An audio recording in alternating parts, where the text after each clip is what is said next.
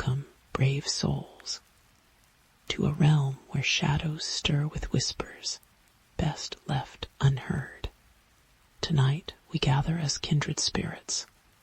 Here, comfort may fray, but the thrill awaits.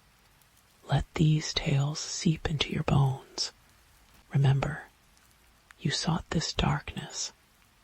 Breathe deep, if you dare. Story 1. The cicadas fell silent first. Claire paused mid-stride on the forest trail, breath crystallizing in the October air, despite it being only 50 degrees. Her hiking boots, crunched unevenly centipedes, scuttled across the path in perfect unison, their segmented bodies flowing like a single organism toward the gnarled oak up ahead. She checked her Fitbit, 3:17 p.m. But the light filtering through the maple canopy had taken on the thick amber quality of late twilight. GPS must be glitching, she muttered, thumbing her phone's black screen. The charger had been working fine at the trailhead. It wasn't until she passed the lightning-struck oak that Claire noticed the carvings. Fingers of dying sunlight caught the symbols etched chest-high into the bark, not the usual initials inside hearts, but spirals within spirals, their grooves blackened as if burned into the wood. The air tasted metallic, like licking a battery. Her therapist's voice floated through the static in her head. Grounding techniques, Claire. 5 things you can see. Moss, rotting birch, flicker of movement between trees. A child's laughter rang out, high and clear. Claire froze. The sound came from uphill, where the trail branched toward Lookout Point. Empty since noon, the park ranger had said when she checked the weather. Too cold for families. Hello. Her voice didn't carry. The forest absorbed it like a burial shroud. She found the sneaker 20 yards up the path. Pink Velcro straps. Size toddler. Impossibly pristine against the mulch. Claire knelt, gloved finger brushing the toe. Warm. The laughter came again. Closer now. But with a wet undertone, someone giggling through a mouthful of something. The first rule of search and rescue. 3 years volunteer experience before the incident at Miller's Quarry. Screamed in her skull. Never pursue voices alone, but the sneaker's owner would be hypothermic within the hour. Claire stood, fingers dialing 911 by muscle memory. No signal. The temperature dropped another degree. Shadows stretched in all the wrong directions. The footprints began at the cliff's edge. Lookout Point yawned before her. A granite jawbone jutting over the valley. Claire's headlamp beam skimmed the safety railings installed after the 2012 accident. The one the town never talked about, and caught the tiny sneaker prints in the thin dusting of frost. They led straight through the metal bars. Don't look down. Don't look down, don't. Wind howled up the cliff face. The prints ended 6 inches beyond the railing. Claire's light swept empty air before catching on something pale fluttering below.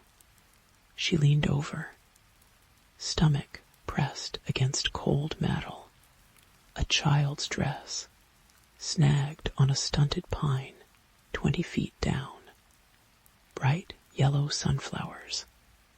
No blood. No body. The fabric flapped like a trapped ghost. Something moved in her peripheral vision. Claire spun, headlamp slicing across the clearing. For half a heartbeat, she saw her a girl no older than 4, in a yellow dress, hair gleaming copper under the beam. Then the light hit the child's face. No eyes, just smooth skin stretching from brow to cheekbone. The headlamp died. Claire ran until her lungs burned.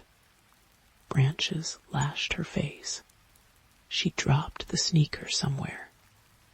But the laughter followed, now harmonizing with itself in multiple pitches.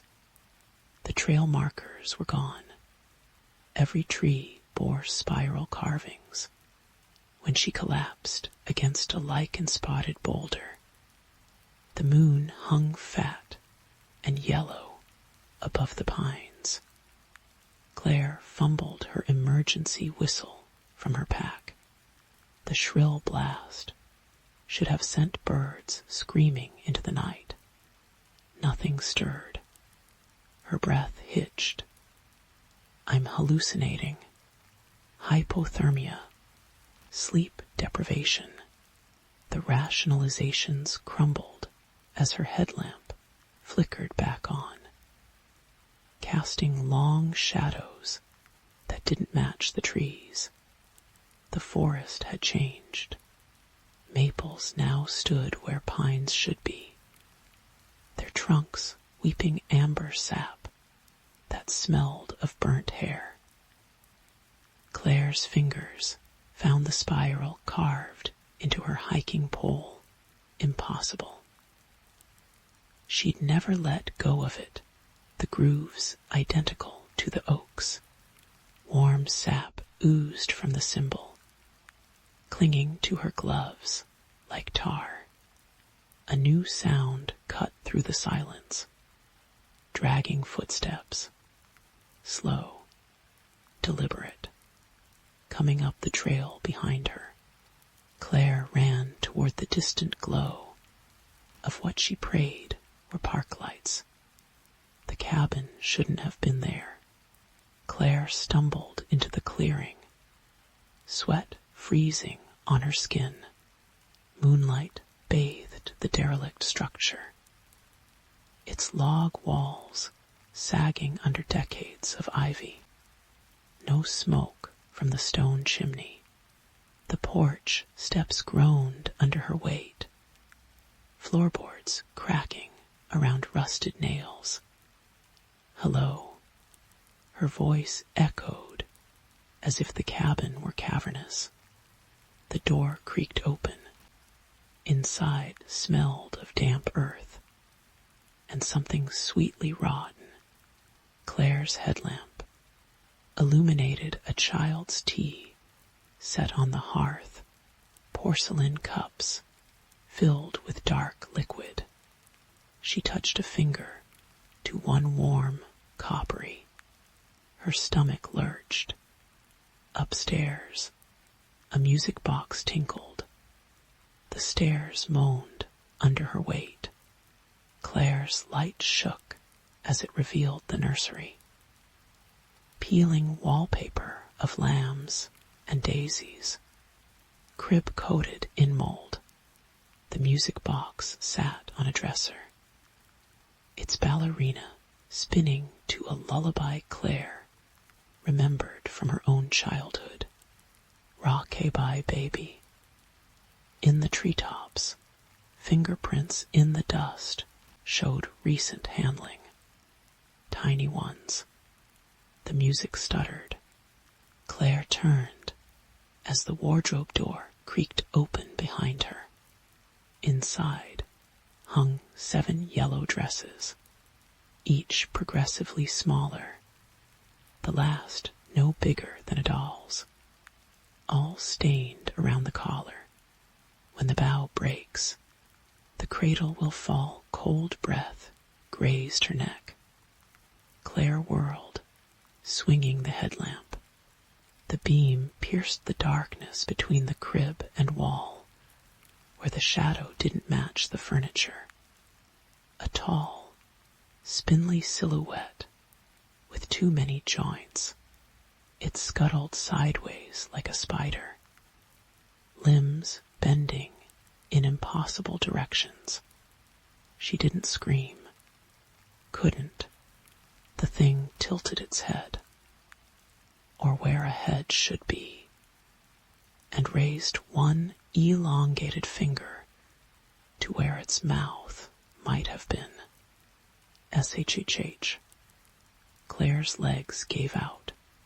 She slid down the wall, headlamp shattering on the floorboards. Darkness swallowed the room.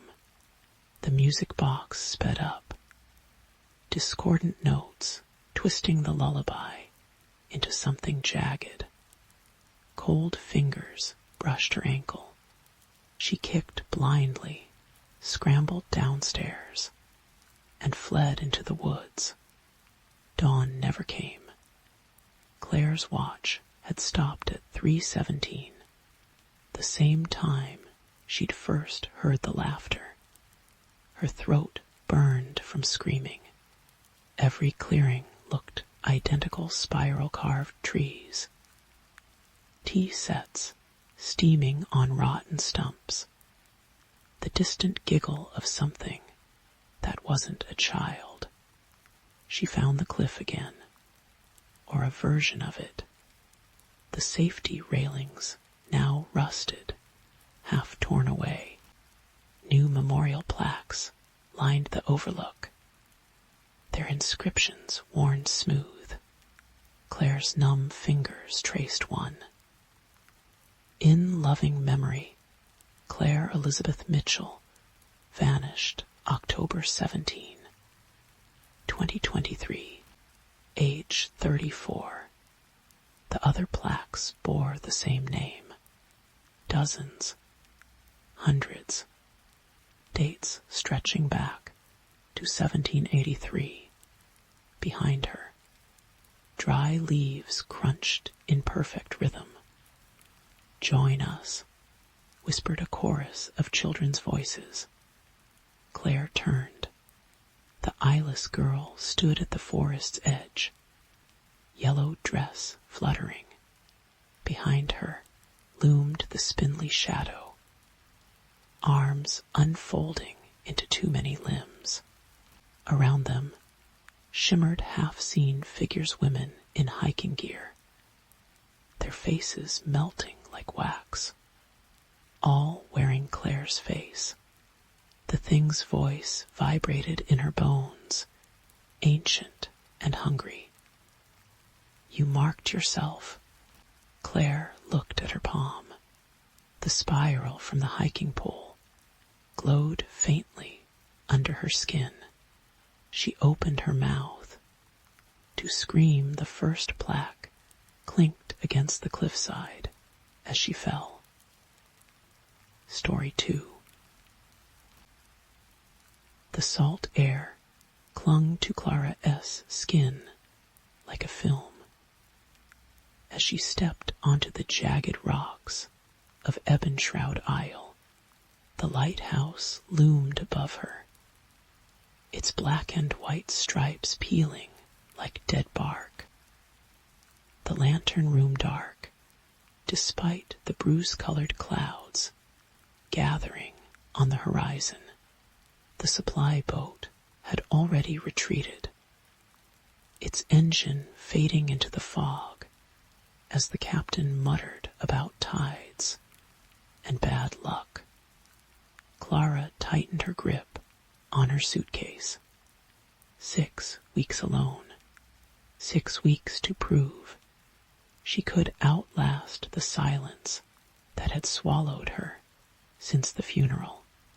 The first night, the wind sang through cracks in the Tower S iron door, a low, wet whistle that made Clara S. molars ache. She traced the spiral staircase with her flashlight, the beam catching on names carved into the stone walls.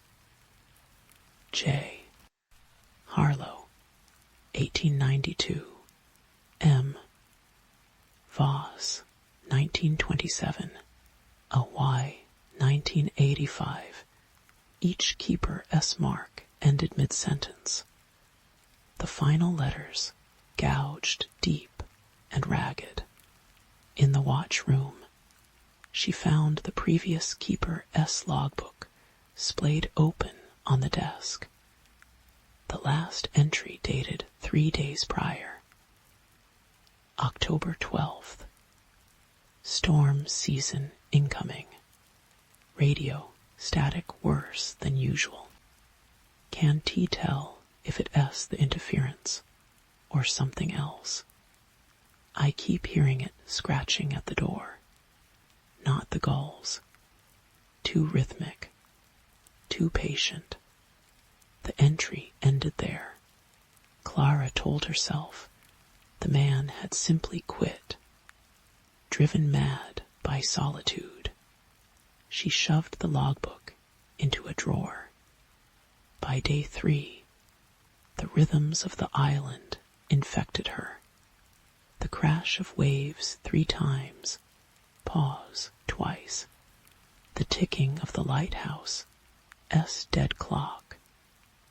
Its hands frozen at 3:17. She scrubbed the lens of the giant lantern until her fingers bled.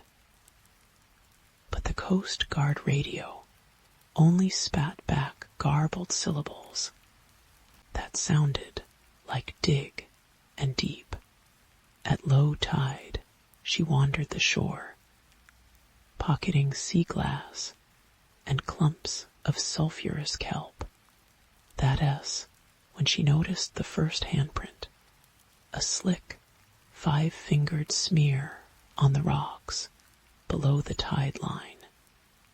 Too large to be human. The storm hit on day 7.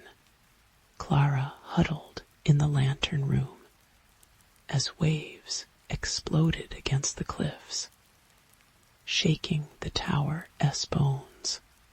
The generator died at midnight, plunging her into blackness. She fumbled for the emergency flashlight, but its beam flickered, revealing wet footprints leading up the staircase.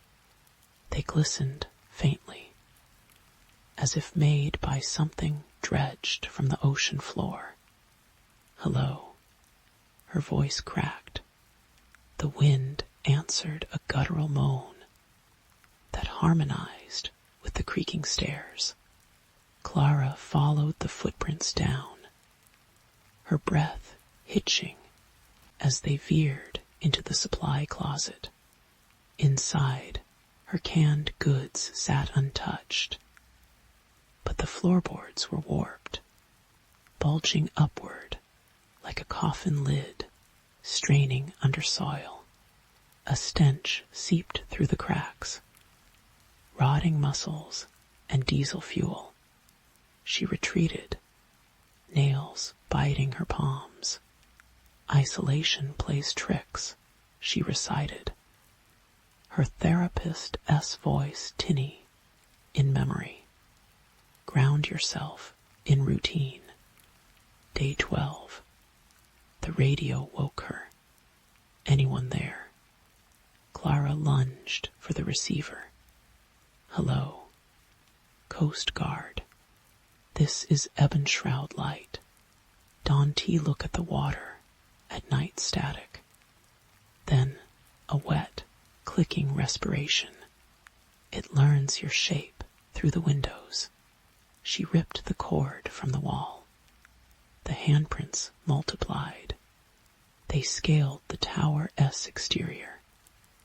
Webbed fingers splayed across the fogged glass of the lantern room. Clara boarded up the windows with planks from the boathouse. But the thing outside mirrored her movements, scraping wood, hammering phantom nails. When she sang to drown the noise, it hummed along, discordant and low. She stopped sleeping, stopped eating. The logbook entries bled together. Day 14. Found my mother's locket in the tide pool. Impossible. I scattered her ashes in Phoenix. Day 16. The generator S alive again. I didn't he fix it. Day 17. There's a second shadow when I walk past the walls. On the final night, the banging ceased. Clara peered through a crack in the boards. Moonlight painted the rocks silver. The sea calm as a bath. Below the tower, a figure stood knee-deep in the surf, a gaunt silhouette. Its head cocked at an avian angle. Clara's throat closed. The figure had her face, her hunched shoulders, her chapped hands, but its eyes were wrong, too wide, too black, reflecting no light. It raised her mother's locket, the chain dripping with algae, and pressed a finger to lips that split like overripe fruit. S-H-H-H-H-H. Clara stumbled back, but the thing was already climbing, scritch, scratch, scritch its nails, biting into stone. She barred the door, shoved the desk against it, and huddled in the lantern room as the storm reignited. Waves shrieked. The tower trembled. And then, softly, the door downstairs groaned open. Footsteps ascended. Slow, deliberate, dripping. Clara gripped the fire axe. Her reflection warped in the lighthouse lens. Behind her, the thing's shadow bloomed across the walls, elongated and spined. She smelled it now, salt and decay, and a sweetness like opened veins. "You're not real," she whispered. The footsteps paused. Then laughter bubbled up from the stairs, identical to her own. "You're not real," it echoed. The axe trembled in her hands as the shadow crept closer, its head lolling. "You left the door open, Clara." The Coast Guard found the tower empty. The logbook's final entry, scrawled in shaky cursive, read, Day 21. It wears my skin now. I can see it through the cracks. When it smiles, the teeth are mine too. Don T know how long the boards will hold. Don T know if I am still Clara. Sometimes I hear the next keeper's boat. Sometimes I pray for it. They noted claw marks on the exterior walls, leading down to the water. The replacement keeper quit after a week, raving about voices in the fog, and every storm since. Fishermen swear they see two figures in the lantern room, one silhouetted against the light, the other pressed flush against the glass, their faces merging like wax, waiting, hungry, waving. Story 3. The cicadas fell silent first. Emma noticed it when she stepped onto the porch that third evening. The absence of their shrill chorus making the Georgia pines stand too still. The moving truck sat half unloaded in the driveway. Cardboard boxes slumped like exhausted sentinels. Behind her, through the screen door, her husband Ethan argued with the Wi-Fi technician again. Their daughter Lily's laughter floated from the backyard swing. Set that bright, brittle sound children make when pretending not to be afraid. She should be recognized the pattern. The realtor had called it a handyman's dream. This 19th century farmhouse, with its wraparound porch and original hardwood floors, the previous owners left behind a grandfather clock that only struck at 3:17 am. Its brass pendulum etched with symbols that made the back of Emma's teeth ache when she looked too long. In the attic, they found a child's tea set arranged in precise concentric circles. The porcelain cups filled with dirt that smelled faintly of copper. "It's just old," Ethan had said, running his engineer's fingers along the stained wallpaper. "We'll make it ours." But the house kept its secrets. It began with the cold spot on the stairs, that patch of air between the second and third steps that leached warmth like a mouth pressed to bare skin. Then the photographs. Vacation snapshots developing with blurred figures standing just behind their smiling faces. Lily started waking screaming about the lady in the wallpaper, though the peeling floral patterns revealed nothing but plaster and time. The well was the first real warning. They found it on the 4th day, hidden beneath a rotted plywood cover behind the tool shed.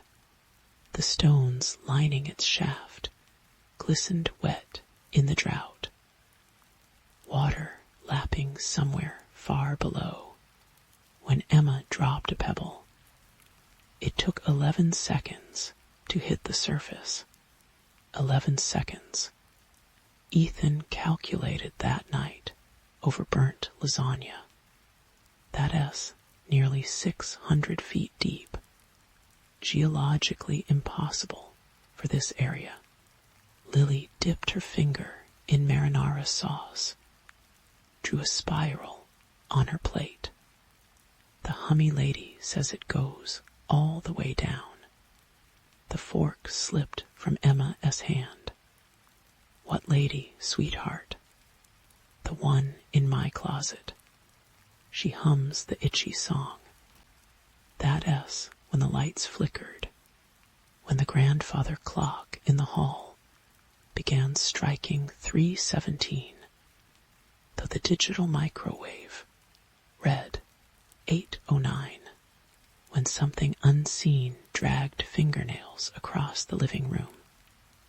Window, 3 slow, deliberate scrapes that left frost blooming across the glass. Ethan installed motion sensors.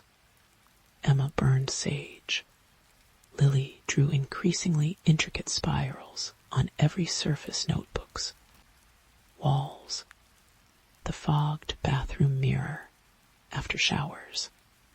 The dreams started in week 2. Emma would wake gasping, the taste of soil thick on her tongue. her nightshirt damp with sweat that smelled of the well-s metallic water. In these visions, she walked through endless tunnels lined with photographs of strangers, their eyes scratched out. A discordant humming vibrated in her bones, growing louder until her teeth chattered. Always, she'd stumble into a circular chamber where something vast and segmented stirred in the dark, its chitinous plates clicking like the grandfather clock's gears, magnified 1,000-fold. Sleep paralysis, Ethan diagnosed, checking carbon monoxide detectors. Stress from the move, but he stopped dismissing the occurrences after the bathroom incident.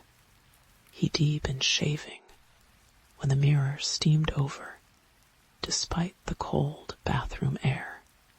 Condensation dripped upward.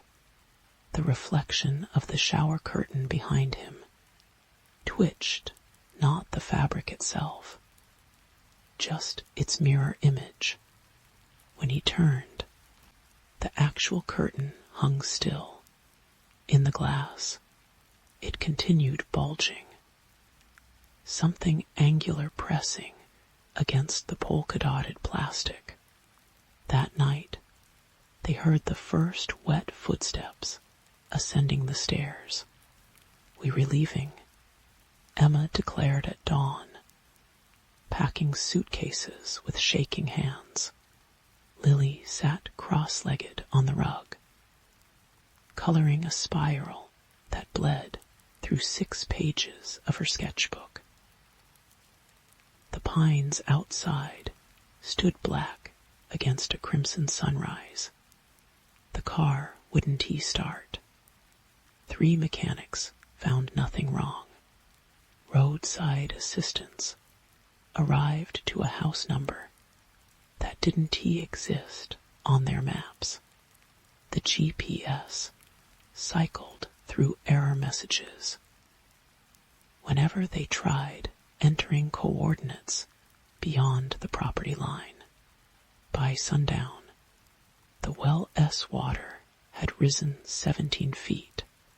"It wants," Lily whispered at dinner, her chicken nuggets arranged in a spiral.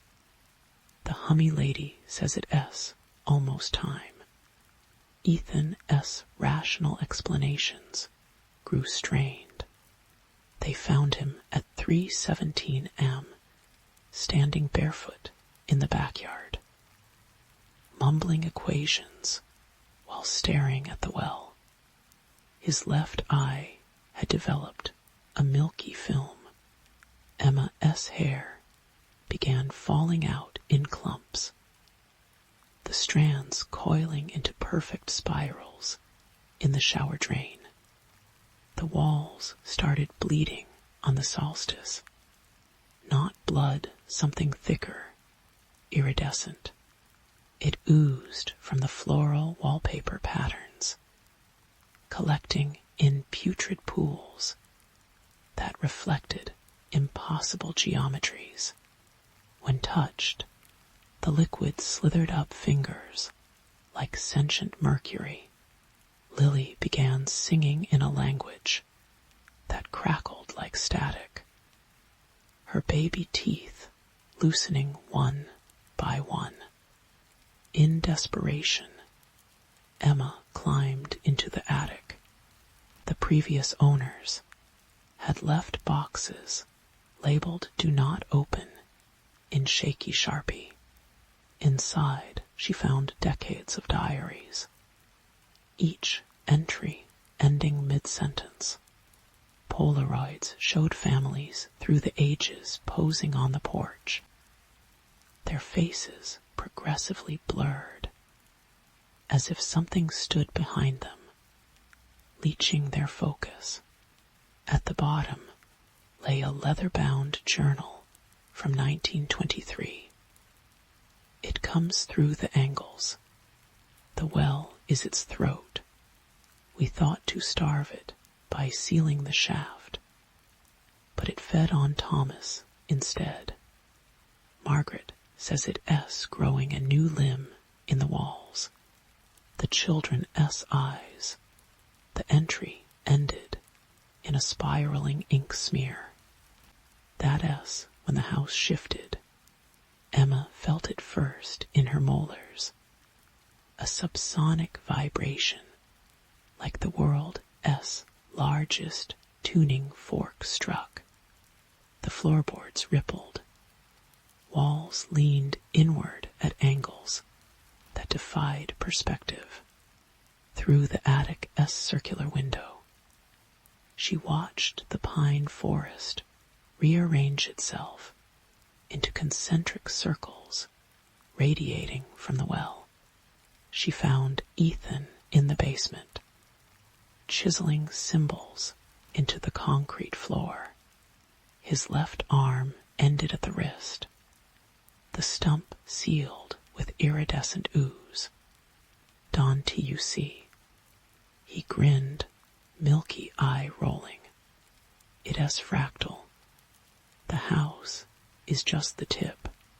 It's been growing through the bloodlines, the property lines, his remaining eye focused past her. Lily perfect. No resistance. She anchor the next junction. Emma backed away, his giggles echoing up the stairs. The grandfather clock struck 3:17. From Lily's room came the sound of something large unfolding. The well was singing. It pulled at her through the kitchen floorboards. A gravitational wrongness. Moonlight pooled in the backyard, illuminating the stone shaft, where Blackwater now lapped at ground level. Shapes moved beneath the surface, not reflections, but things with too many joints, ascending spiral staircases, only visible through the corner of the eye. She found Lily in the bathroom, the child's nightgown dripping well water. Her pupils had swallowed the irises, black and depthless. It's okay, Mommy. She smiled, baby teeth clattering in her gums. The hummy lady says we get to be forever now. In the angles between. When Emma grabbed her daughter, the house screamed.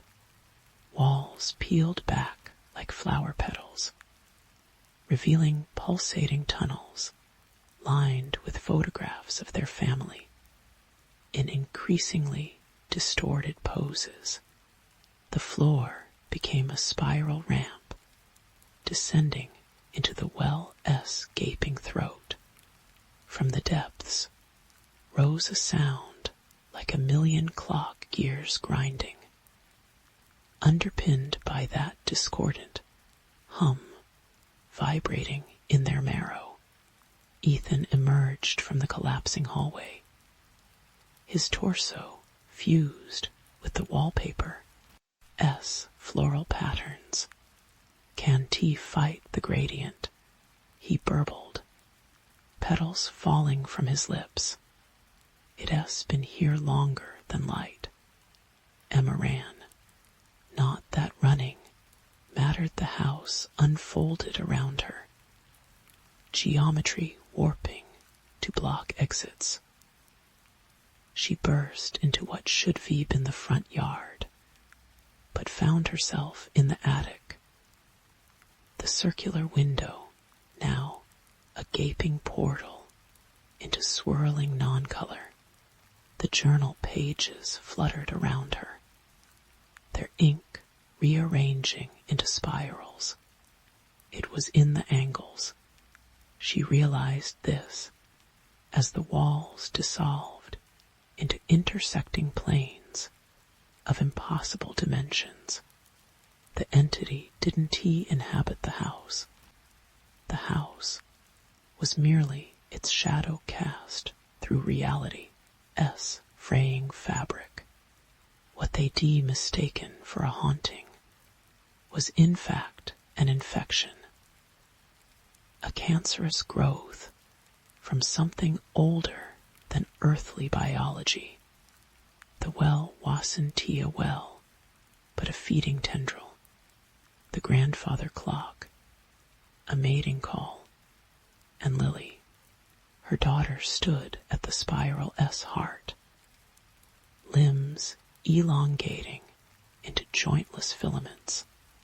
The humming coalesced into words that bypassed ears to etch directly into Emma's brainstem.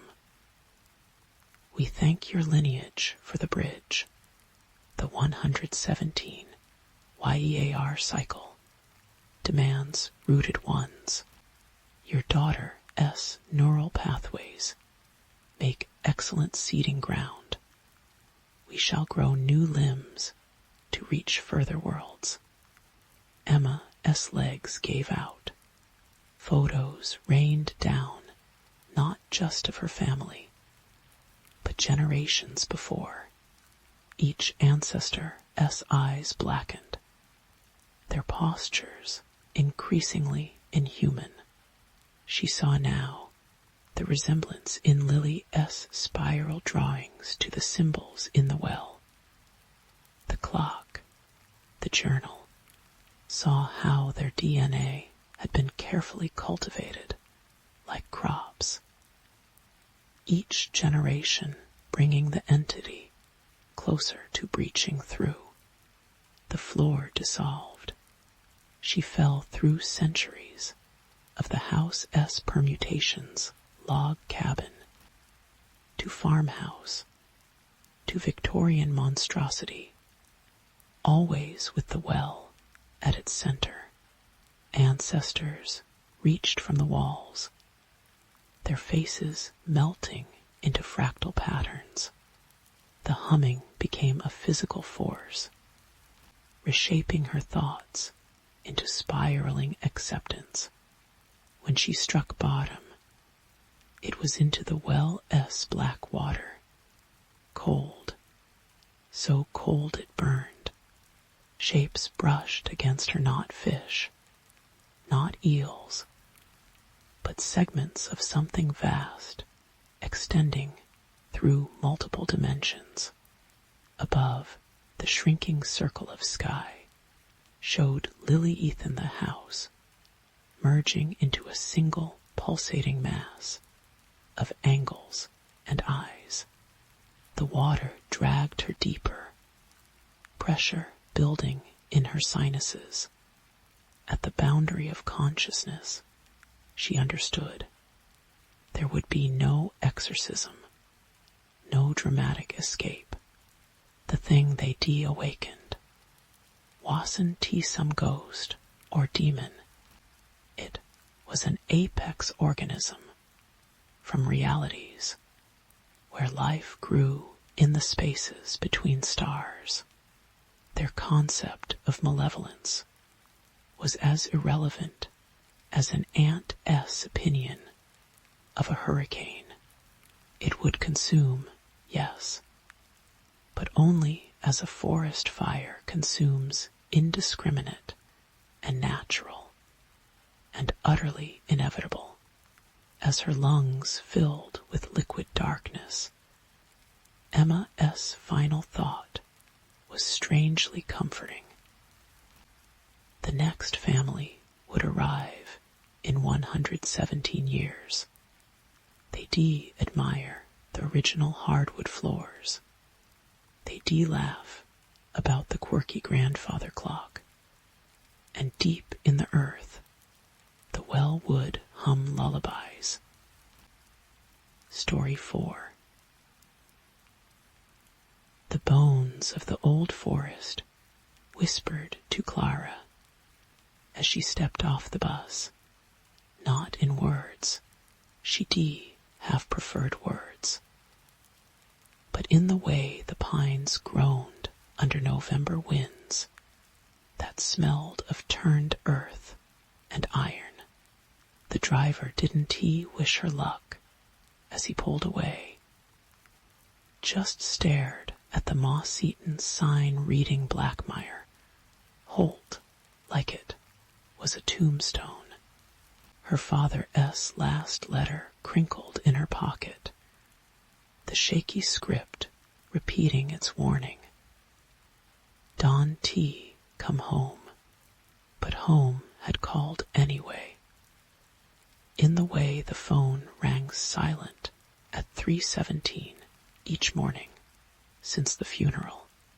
In the way her mother's old turquoise necklace, the one buried with her, appeared damp. And gleaming in Clara's shower drain 2 weeks ago, the Holt always collected its debts. Her boots sank into the road's black mud as she walked. The village hadn't he so much decayed as submerged. Clapboard houses leaned like drunkards, their windows boarded with planks carved in symbols that made her teeth ache to study. A child's bicycle lay half consumed by a peat bog where the playground should be. Clara tried not to notice the small handprints in the rust. The crow's nest increaked under the weight of 1,000 rooks nested in its eaves. Mrs. Varon, who taught Clara fractions and how to spot a liar, didn't he smile from behind the front desk? Her left eye had gone milk-white since Clara left. Room S paid, the woman said, sliding a key across wood stained by generations of spilled tonics. Your father's things are boxed in the cellar. Best leave them be. Clara hefted her bag.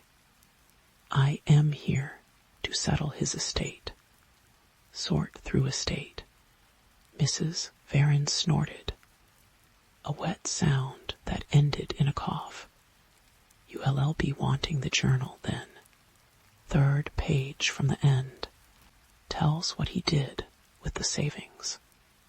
Rest is family history. Her good eye flicked to the staircase. Don T. read it after dark. The journal waited under a film of cobwebs and coal dust. Its leather binding fused with something crusted and rust brown. Clara waited until the inn's grandfather clock choked out 8 wheezing chimes before cracking it open. Her father's cramped handwriting spiraled across pages, interrupted by sketches, a twisted oak, circles of mushrooms, stick figures with too many joints dancing round a fire. April 12th. Cut the new ward stones today. Rowan 1T. Take root in the South Grove. Found another lamb carcass in the birches. Its eyes were full of acorns. The entries curdled as she flipped pages. May 3rd. They re-singing again beyond the wall. Emmy says it's wind in the pines. She doesn't see the faces. May 17th. Told the council we need to resume the rites. They called me mad. Called me dangerous. Emmy hasn't slept in 9 days. Clara's finger caught on a dried smear, not ink. She turned to the final pages. October 31st. It's coming through. The wards are ash. They took the Henderson boy tonight, found his shoes by the standing stone, full of creek water and tadpoles. God forgive me. I tried to warn them, tried to the last entry dissolved into frenzied scribbles. Under them, a single sentence in different ink, precise and cold. You should have burned the body. A floorboard groaned overhead.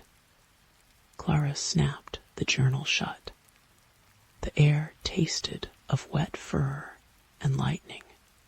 Outside her window, the woods pressed close, pines bending like penitent monks.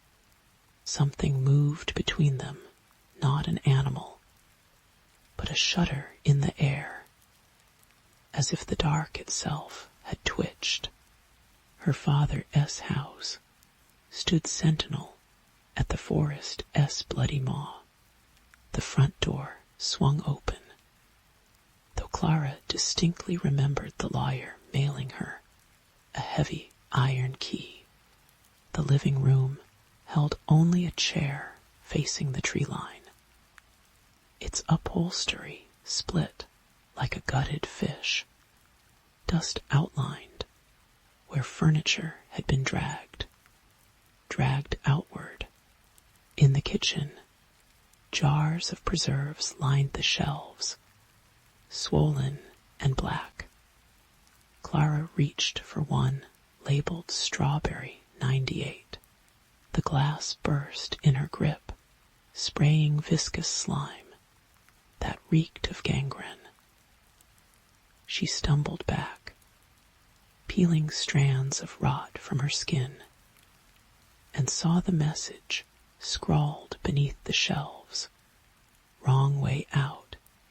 A child's laughter bubbled up from the basement. Clara knew that laugh. The stairs groaned under her weight. Her phone's flashlight reflected off 100 glass-eyes dolls propped on shelves. In corners, dangling from the rafters by nooses of fishing line, their porcelain faces tracked her movement. At the workbench, a headless doll body wore her 8th grade softball jersey. Clara. The voice came from behind the coal chute. Small, waterlogged. Her sister's voice. Maggie had drowned in Blackwater Creek 12 years ago. They found her blue-lipped and smiling. Kelp braided through her chestnut hair. Clara's fingers brushed the rusted chute handle as the voice giggled. You re-taller. Clara froze. Memory and present fused Maggie hiding during hide-and-seek. Whispering you re-warmer as Clara drew near. But the thing cooing behind the chute, wasn't T, 7 years old. The stench hit her first. Low-tide rot, mushrooms gorged on corpse flesh. Then the hand, palm up, fingers beckoning. Translucent skin slithered with black veins. Nails like broken clamshells. Clara ran. The dolls tittered as she crashed upstairs, through the kitchen, into the clinging woods. Briars tore her jacket. The journal thumped against her ribs. She fell where the trees grew dense as prison bars. Mud sucking at her knees. When she looked up, she saw the stones. They stood in a ring. 9 rough monoliths, the color of spoiled meat. Symbols pulsed across their surfaces, not carved, but grown like scar tissue. Clara traced one and felt the stone shudder. The symbol glowed faintly. revealing more markings beneath the moss. A procession of stick figures. A child being offered to a towering shape with antlers. The next stone showed the villagers burying something in a bog. The third depicted the same villagers hanged from oaks, their faces erased by weather and time. The journal fell open to a sketched replica of the stones. Under it, her father S. frantic note. They stopped the rites, thought they could forget. But the Holly King remembers. Wind ripped through the clearing. The stones hummed. Clara turned slowly. It stood at the tree line. Maggie, but not Maggie, a waterlogged puppet of sinew and peat. One eye milky. The other her sister, S. bright hazel. Lichen blossomed across its cheeks. When it smiled, tadpoles dripped from its teeth. You left me, it gurgled, stepping forward on feet that left steaming prints. Daddy left me. Now we have to play. Clara stumbled back. Maggie, I not Maggie. The voice shook the trees. Maggie S. sleeping under the creek with the others. I wore her face, so you stay. It cocked its head, neck cracking. Stay and plant. The journal S words flashed in her mind. You should have burned the body. The thing lunged. Clara swung the journal like a blade. Pages ripped free, swirling in a sudden gale before slapping wetly against the creature S chest. It screamed a sound like ice shearing off cliffs and clawed at the paper where the pages stuck. Smoke curled up. Wrong, it howled, voice splintering into a chorus of children. Wrong way out. Clara ran blind. Trees grabbed at her hair. The thing S wails pursued, harmonizing with the creak of branches. The howl of wind through hollows. She burst into a clearing where the pines formed a perfect circle. At its center lay a great stump, its rings impossibly dense, oozing sap that reeked of copper. The journal S final sketch flashed in her mind. This stump, this clearing, a line of villagers kneeling, each drinking from a wooden cup. Her father S notation, the tithe. Shadows congealed around the stump. Figures emerged, skeletal things draped in moss. Antlers sprouting from their skulls. Their eye sockets swarmed with beetles. The tallest leaned down, bone fingers offering a chalice of twisted roots. Drink. It hissed through a mouth of thorns. Join the watch. Clara recoiled. The thing wearing Maggie S. face shambled into the clearing, chest still smoldering. She S mine. It screeched. The antlered thing turned. No tithe. No claim. Her blood S in the soil. Her father broke the pact. The chalice trembled in Clara S. hands. The liquid inside shone obsidian. Some deep, guttural instinct older than fear told her this was the way out. The right way. She drank. The world tore. She was in the creek. Lungs burning, Maggie's cold hand pulling her deeper. She was her father, carving wards while something scratched at the walls. She was Mrs. Varin, watching through a knothole as men in animal masks buried a squirming sack.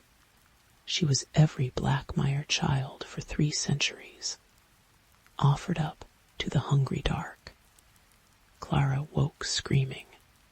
The clearing stood empty, morning light bleeding through mist. Her hands were clean. The journal lay beside her, its pages blank. They found her wandering Route 9, raving about faces in the trees. The lawyers said the house had burned faulty wiring, taking all evidence with it. Clara moved cities, changed her name. She keeps the windows locked, even in summer. But sometimes, when the moon guts itself on storm clouds, she hears them. The creak of antlers outside her door, the wet chuckle of something that remembers wearing a sister's skin, and under her pillow, no matter how often she trashes it, a single page from the journal reappears. The sketch is new. A woman standing at a city window, surrounded by towering pines that guarantee there yesterday. Under it, her father's handwriting.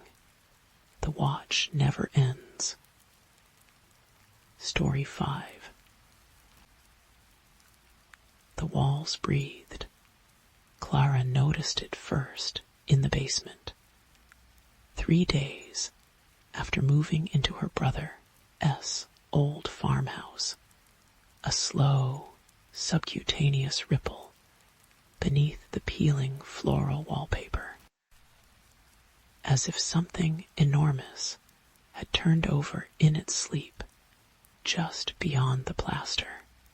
She told herself it was the wind pushing through rotting floorboards, the house sighing after decades of abandonment.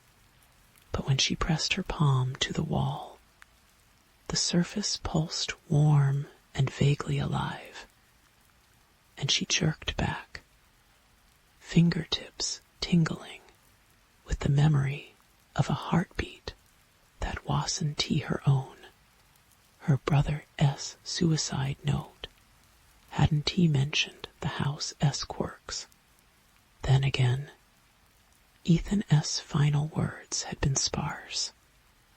I can't hold my breath any more, scrawled in shaky capitals above the wood stove, where they found him curled like a question mark. Skin mottled blue. The coroner called it carbon monoxide poisoning. Though the stove's door had been sealed tight, the coals long cold. Clara hadn't questioned it. Grief, she learned, was a room without corners. You just kept walking into walls.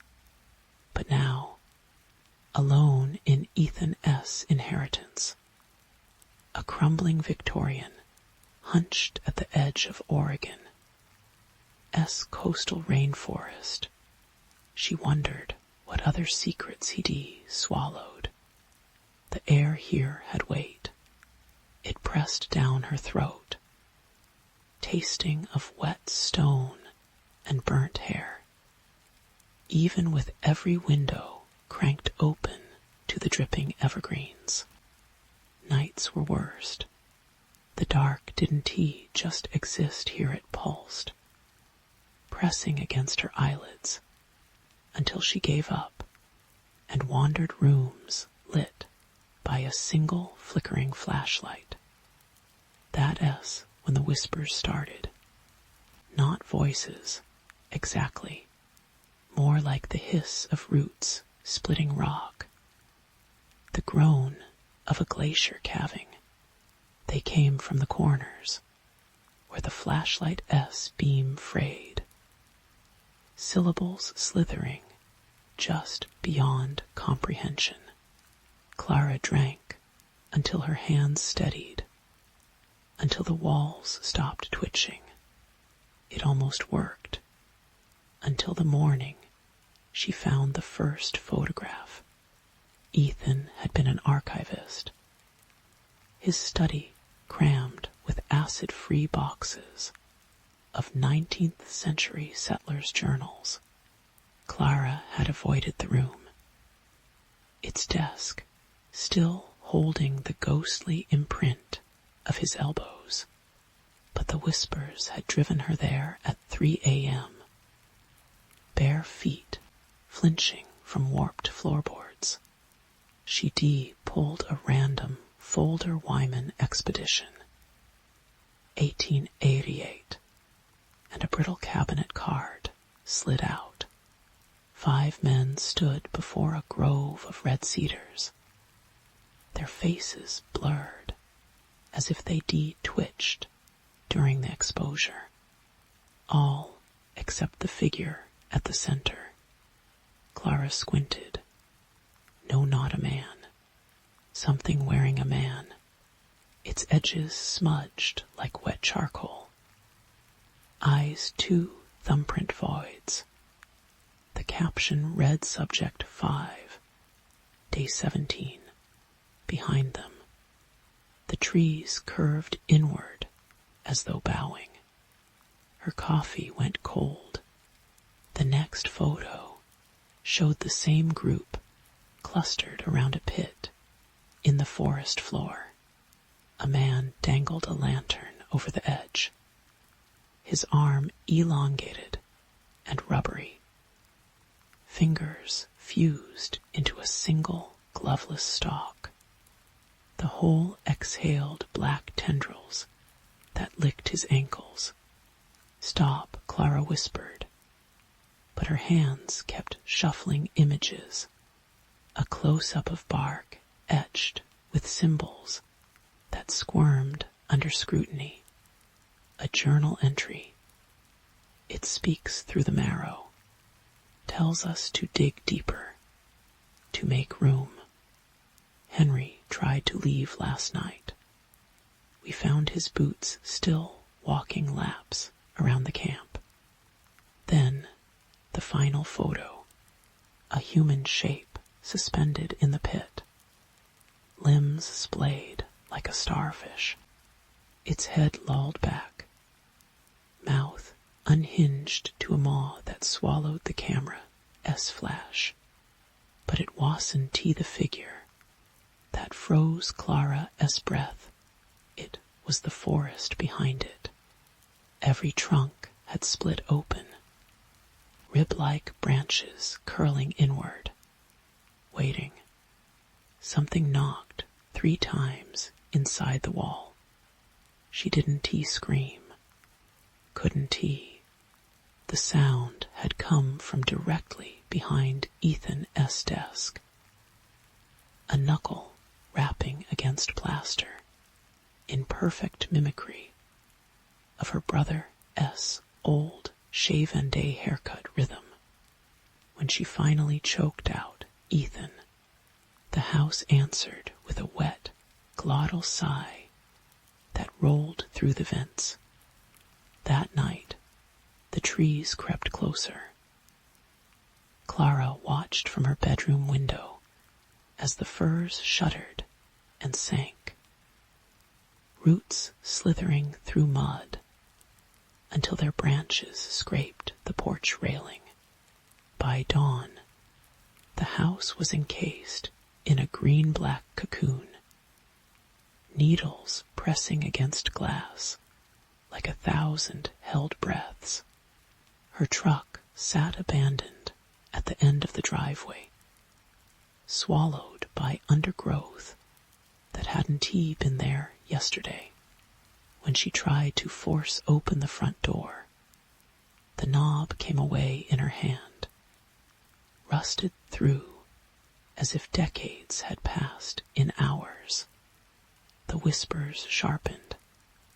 Clara sighed the floorboards as she paced. We tasted him first, gurgled the kitchen sink. She stopped eating when the canned soup bubbled with half-formed teeth, stopped sleeping when the shadows began peeling themselves off walls, leaving raw, meat-colored stains in their wake. On the 7th night, or the 20th, time had gone soft at the edges. She found the hole. It gaped in the study floor, exactly where the photograph had shown the pit. No dirt, no roots, just a void that swallowed her flashlight beam. The air above it warped like heat haze, and the smell god, the smell, spoiled milk and burned sugar, and something underneath, something that made her gums ache. Ethan, she whispered. The hole exhaled. It wasn't wind. It was a sound made physical. A sub-bass moan that vibrated her molars and sent cracks spidering up the walls. Clara stumbled back as shadows erupted from the pit, not shadows. Pieces of the dark, solid and squirming, they piled onto the floor in a glistening heap, then reshaped themselves. Ethan, or almost Ethan, his face was a melted candle, eyes dribbling down cheeks that sagged as if the bone beneath had vaporized. His mouth moved, but the voice that emerged was a chorus, 100 overlapping tones. Some human, most not. You shouldn't have breathed. While it listened, the thing wearing her brother lurched forward, joints bending the wrong way. It has been waiting under the old bones. Clara backed into the hallway. What does it want? The Ethan thing smiled, lips splitting to the ears. Room to grow. The house groaned. Plaster rained down as the walls bulged inward, veined with black mold that spelled out the same symbol from the photograph, a spiral. Its center gaping like a throat. The floor softened under Clara's feet, boards warping into something moist and porous. She ran. Downstairs, the front door hung ajar, twilight oozing through. Clara plunged into the forest, branches clawing her arms. But the trees were wrong. Their trunks pulsed rhythmically, sap oozing black and viscous. She tripped over roots that cinched around her ankles like nooses. Behind her, the house collapsed, not inward, outward, walls bursting as a column of darkness erupted through the roof. It wasn't smoke. It had weight, texture, a million reaching filaments that blotted the stars. The void where it touched the sky itched, a wrongness that scraped her optic nerves. The thing from the pit, it had no shape. Yet Clara understood its enormity, how it had curled through the earth's crust like a tapeworm.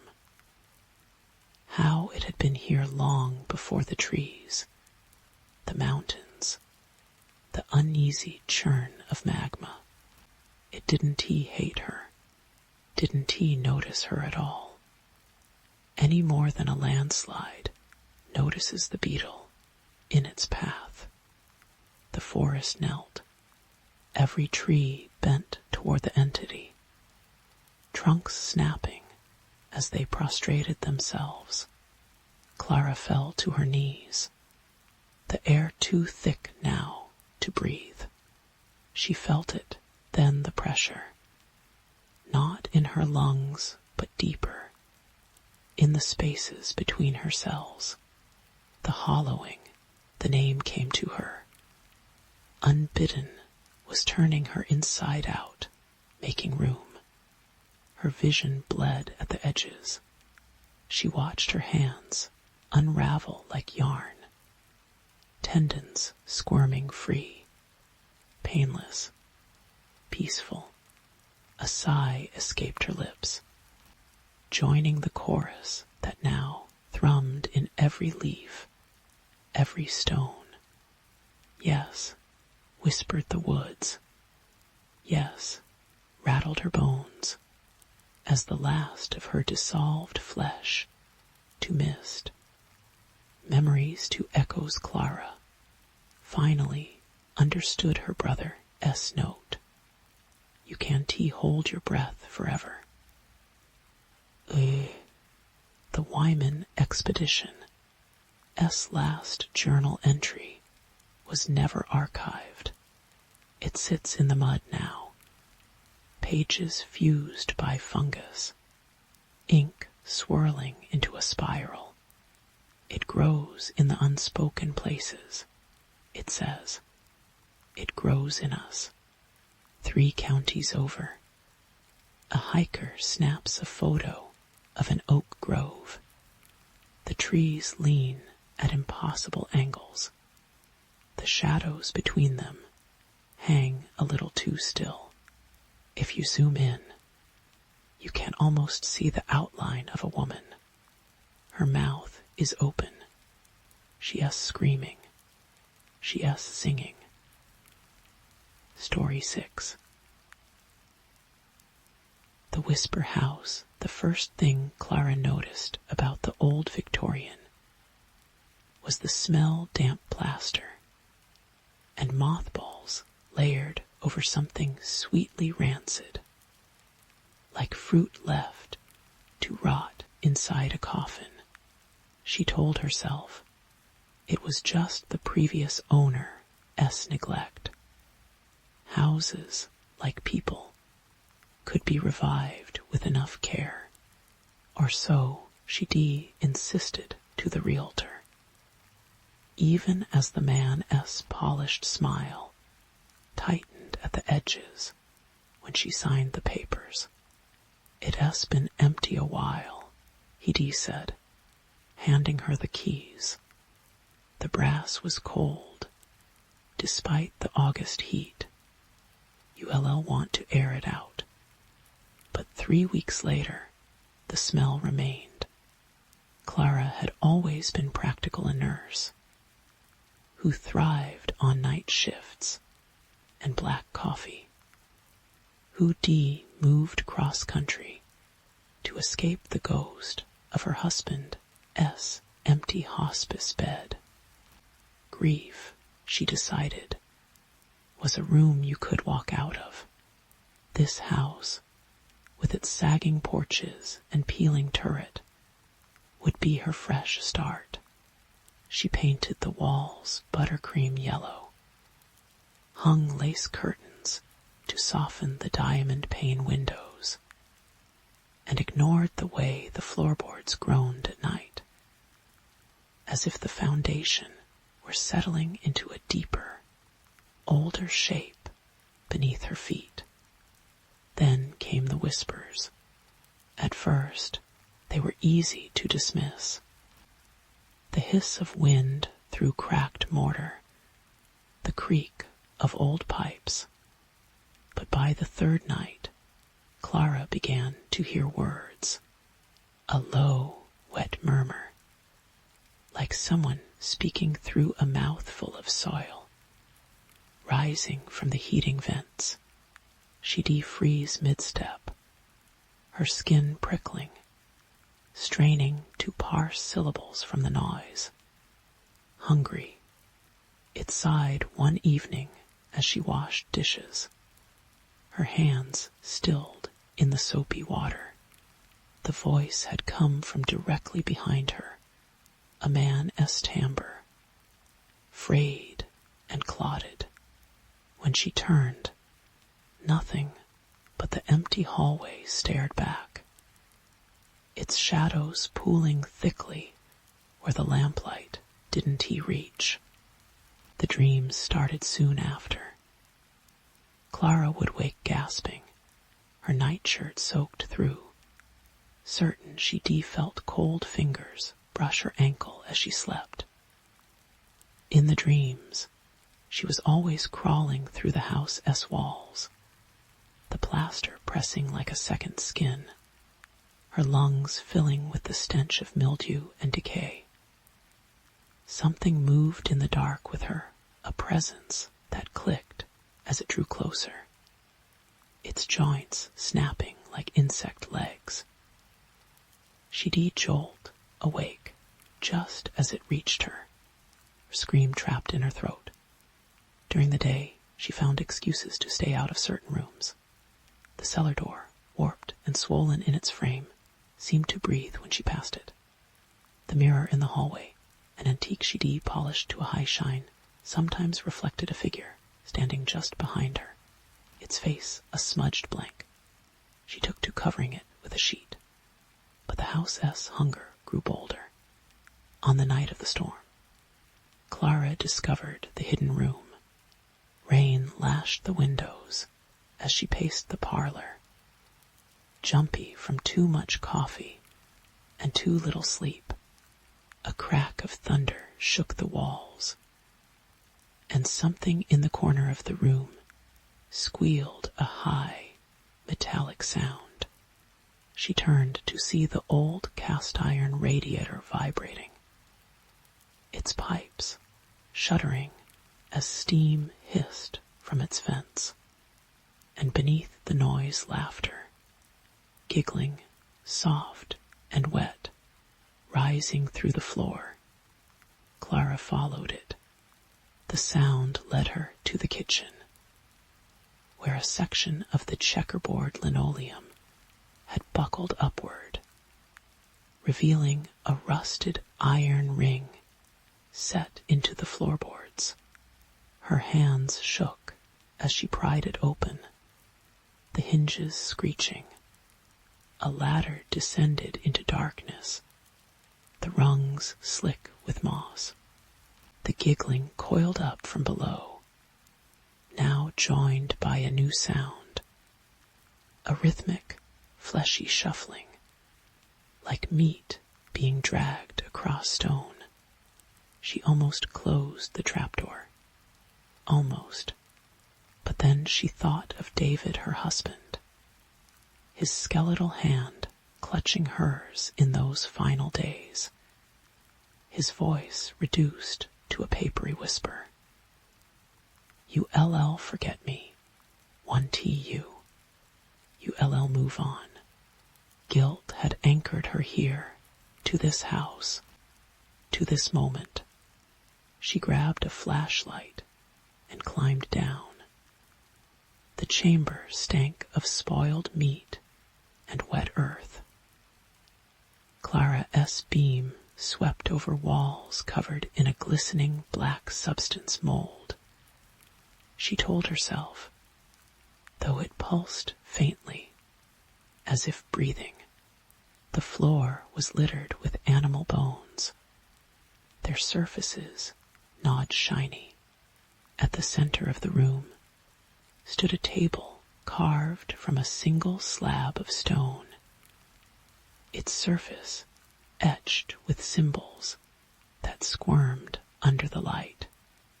And on the table lay a body, not a corpse, a body bloated and hairless, its skin a mottled gray, distended belly rippling as something moved beneath it. The thing's face was a nightmare of excess. No eyes, just smooth flesh where they should be, and a mouth that stretched ear to ear. crammed with jagged, overlapping teeth. It turned its head toward her, with a wet pop of vertebrae. Clara, it rasped, the voice her husband S. She staggered back, flashlight clattering to the floor. The beam landed on the wall, illuminating a series of photographs pinned there, dozens of them, curling with age. Women, all women, standing in front of the house in different decades. Their faces gaunt with the same hollow-eyed dread Clara saw in the mirror each morning, and in each photo a shadow loomed behind them, tall and spindly, its arms wrapped possessively around their shoulders. The thing on the table began to convulse, its belly splitting open with a sound like tearing linen. Clara screamed as a glistening black tendril lashed out, snaring her ankle. She fell, elbows cracking against stone, and scrambled backward, but the tendril held fast. The chamber walls throbbed now, the mold secreting a viscous fluid that burned where it touched her skin. "You re-mine," the thing crooned in David S. voice, even as its true voice underneath a chorus of buzzing flies and breaking bones drowned him out. "You chose me. You fed me. Let me return the favor." She understood then. The house hadn't been empty. It had been digesting. Clara S. hand closed around one of the bones of femur, sharpened to a point by teeth. She drove it into the tendril. The thing shrieked, recoiling, and she ran, climbing the ladder as the chamber erupted in a cacophony of wails and skittering limbs. She barricaded herself in the bathroom, cell phone dead. The storm howling outside. The house groaned around her, floorboards rippling like the muscles of some great beast. In the mirror above the sink, the sheet she draped over it had slipped, and Clara froze at what she saw reflected. The thing stood behind her tall, its limbs too long, fingers brushing the ceiling. Its face was a shifting void, save for the mouth. That same jagged maw, now curved in a smile. "Almost time," it whispered, and the voice was hers now, perfect mimicry, when the banging started on the door, a frenzied, splintering assault. Clara did the only thing left to her. She smashed the mirror, clutching a shard of glass like a blade, and turned to face the door. The police found her 3 days later, curled in the attic, lips cracked and bleeding. She scrawled words across the walls in her own blood. "IT wants to be loved. IT wants to be fed." They dismissed her ramblings as trauma, the house as a bad investment, the new owners a young couple eager to renovate laughed off the warnings. "Old houses have quirks," they said, but sometimes, when the wife stands at the hallway mirror, she catches a flicker in the reflection. A gaunt woman with wild eyes, mouthing "run," and in the cellar, beneath a freshly laid floor, the stone table waits, its carvings glowing faintly in the dark. The house is always hungry. Story 7. The wind carried the scent of wet earth and rotting apples. As Clara S. boots sank into the mud of the overgrown orchard.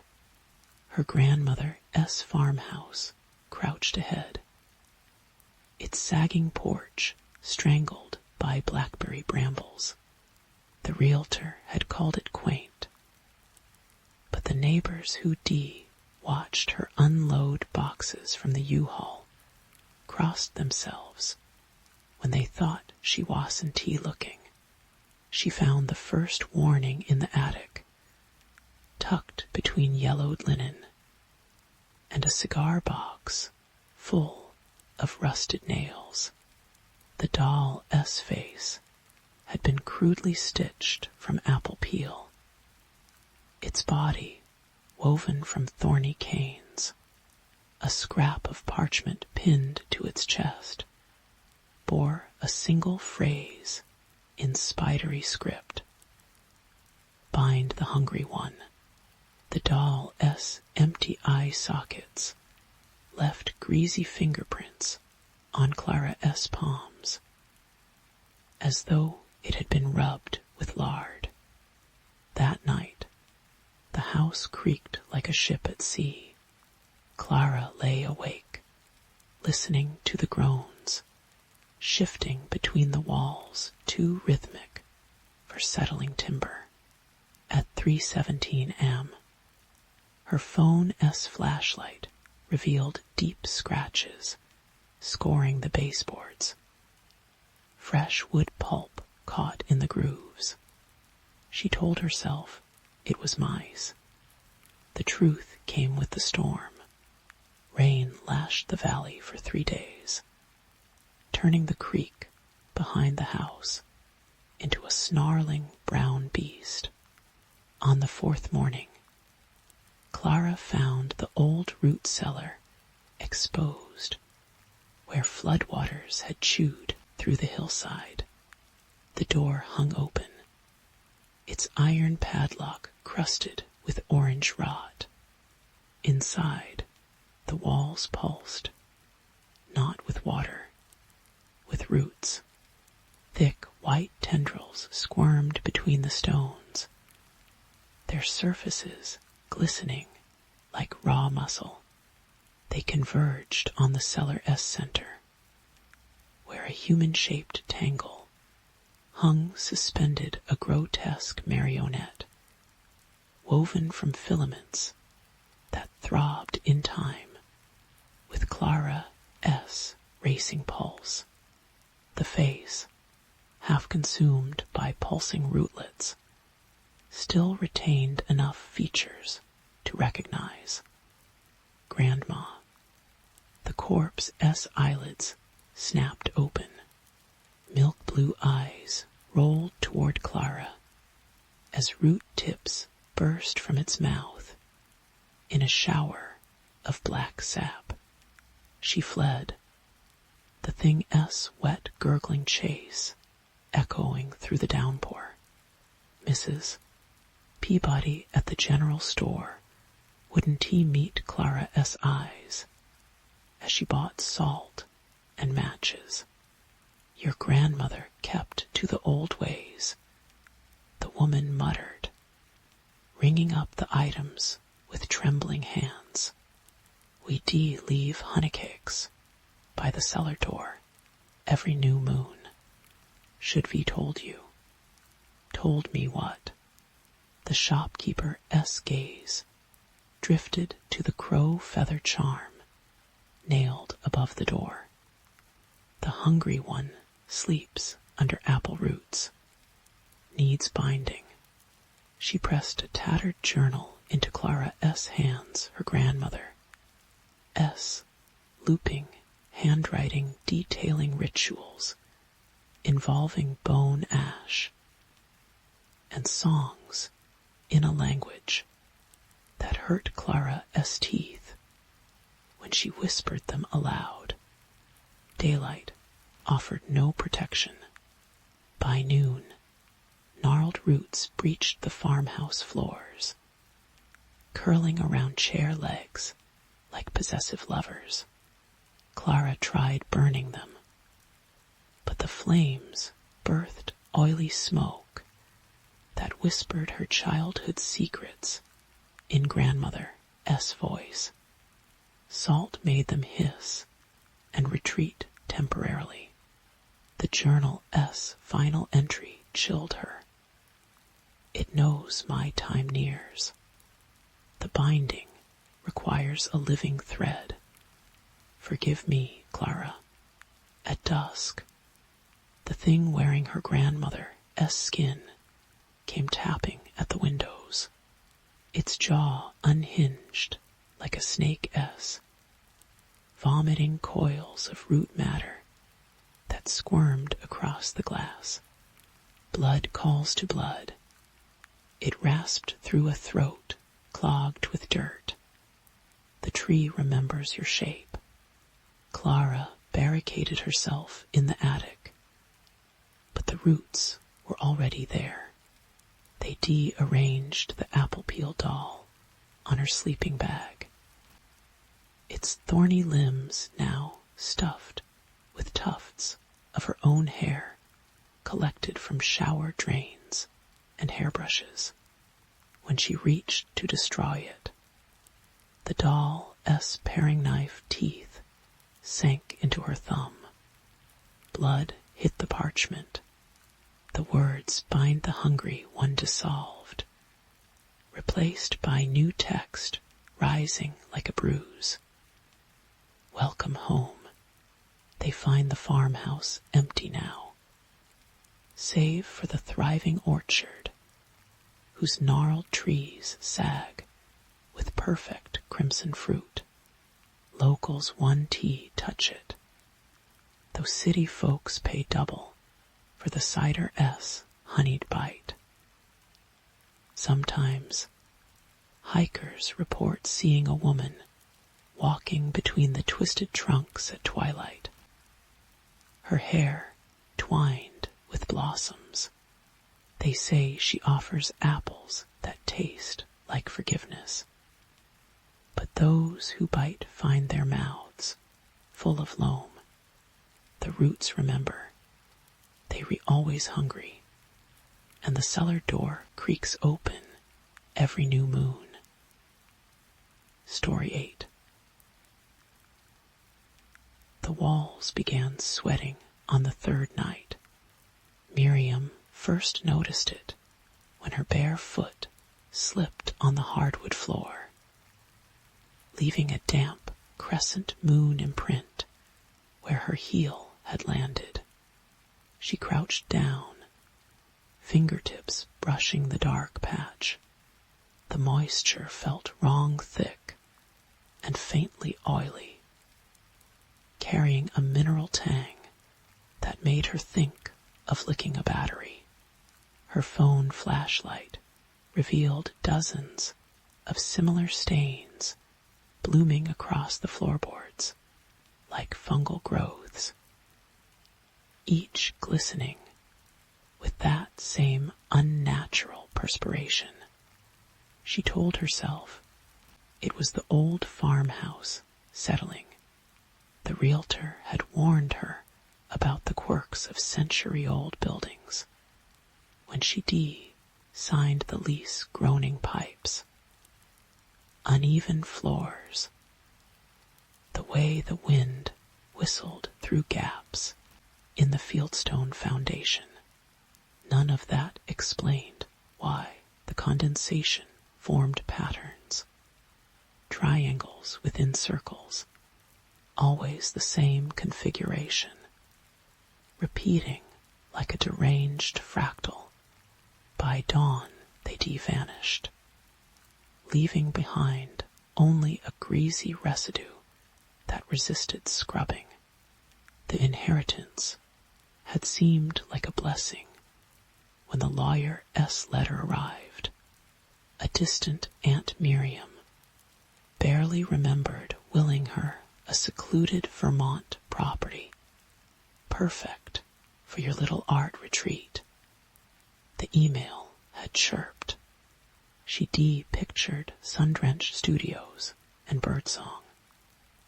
Not this sagging monstrosity, crouched in a pine forest, so dense it choked the daylight. But the silence had been the worst part. Not true silence, but the heavy, watchful hush of a room where someone stops talking when you enter. On the 5th morning, she found the first tooth embedded in the kitchen wall. It jutted from the cracked plaster beside the icebox, a human molar, yellowed and streaked with reddish clay where the roots disappeared into the wall. Miriam's fingers trembled as she gripped the cold enamel. It came free with a wet pop, trailing black tendrils that might have been hair or mold. She flushed it down the toilet, scrubbed her hands until they burned, and tried to ignore how the porcelain bowl kept making low gurgling sounds all afternoon. That night, the whispering started. Not voices, exactly. More like the hiss of water through ancient pipes. Syllables bubbling up from the clawfoot tub's drain as she brushed her teeth when she pressed her ear to the bathroom wall. The sound clarified a wet, clicking language that made her molars ache. She slept with every light blazing. The shotgun her aunt had left loaded beside the bed. The crows arrived on the 7th day. Miriam woke to a cacophony of wings battering the roof through the attic's circular window. She watched them swarm hundreds of glossy black bodies, forming a spiraling column above the house. Their cries didn't sound avian, too melodic, almost liturgical, rising and falling in those same impossible syllables from the walls. When she tried to photograph them, the camera lens cracked with a sound like snapping bone. She found the cellar door open that afternoon. She de-nailed it, shut herself on moving day, repulsed by the smell wafting through the cracks, rotting kelp and spoiled meat. Now the heavy oak slab swung gently on rusted hinges, revealing stone steps descending into perfect blackness. Cold air coiled up to lick her ankles. Miriam's flashlight beam dissolved after 6 steps, as if the darkness had substance. Hello. The word came out shrill. Something answered with a moist, slithering echo. She boarded the door with planks from the barn. By dusk, the nails had worked themselves free, littering the kitchen floor like metallic teeth. Sleep became impossible. The house expanded in the dark. Doorways stretched into impossible distances. Hallways bent back on themselves. Miriam would wake gasping from nightmares of being chased through endless identical rooms, only to realize the bedroom walls really had crept closer furniture legs, gouging fresh scars in the floorboards as everything compressed toward the center. The photographs confirmed it. Polaroids from her first day showed bright, airy rooms. Now the same spaces appeared dim and claustrophobic. The walls warped as if viewed through old glass. In every shot, the same blurred shape manifested just beyond the frame, something stooped and many-jointed. its surface reflecting light like wet scales. On the 9th night, the power died. Miriam huddled by the fireplace, feeding birch logs to the flames. Shadows danced across the sweating walls, making the etched symbols seem to squirm. She stopped trying to clean them. The stains always returned, darker each time. The geometric patterns, now interspersed with crude renderings of eyes and mouths. The chimney back roared.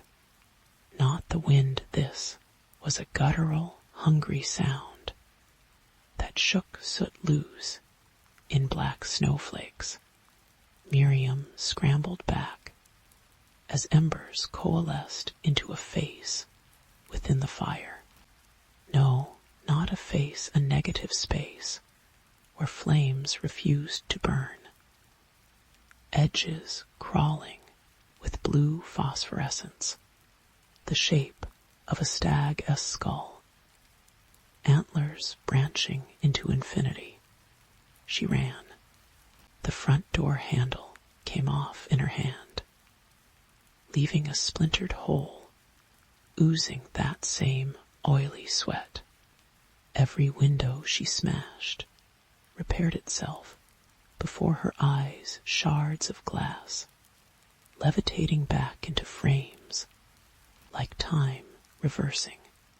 Her screams went nowhere, swallowed by the greedy dark. It was the cellar or nothing. The flashlight died halfway down the steps. Miriam descended by touch, stone walls narrowing, until her shoulders brushed both sides. The smell intensified, not decay now, but the iron reek of blood and something older, something that predated language. Her foot found level earth. A match flared. The cellar stretched further than the house above, its vaulted ceiling lost in shadows. Stone pillars, carved with spirals, supported the impossible space. Between them stood figures, dozens of them, frozen in mid-stride, their desiccated faces locked in expressions of terminal anguish. Miriam recognized the flannel shirt on the nearest corpse, identical to the one she found hanging in the bedroom closet. Her own red hair framed the mummy's shriveled features. All the corpses were her, different ages, different eras. A 1920s flapper dress on one, 1970s bell-bottoms on another, but each unmistakably Miriam. Their outstretched hands pointed toward the room's center. The hole began there, not a physical opening, but a seeping absence where reality curdled. The edges flickered like corrupted film, revealing glimpses of impossible geometries, stone monoliths older than continents, forests of flesh-colored coral pulsing with black veins, a vast shape moving through depths that light never touched. Cold iron bit into Miriam's palm. She looked down at the shotgun. She didn't remember lifting. The barrel trembled against her temple. The walls sighed. It came from everywhere at once, a sound, like 1,000 mouths sucking air through broken teeth. The corpses turned their heads in unison, leathery lips peeling back from stained bone. Don T. Miriam's voice broke. The weapon clattered to the dirt as she understood. There was no aunt, no inheritance, just this hungry place wearing the skin of a house, cycling through variations of her life until it got the ending it craved.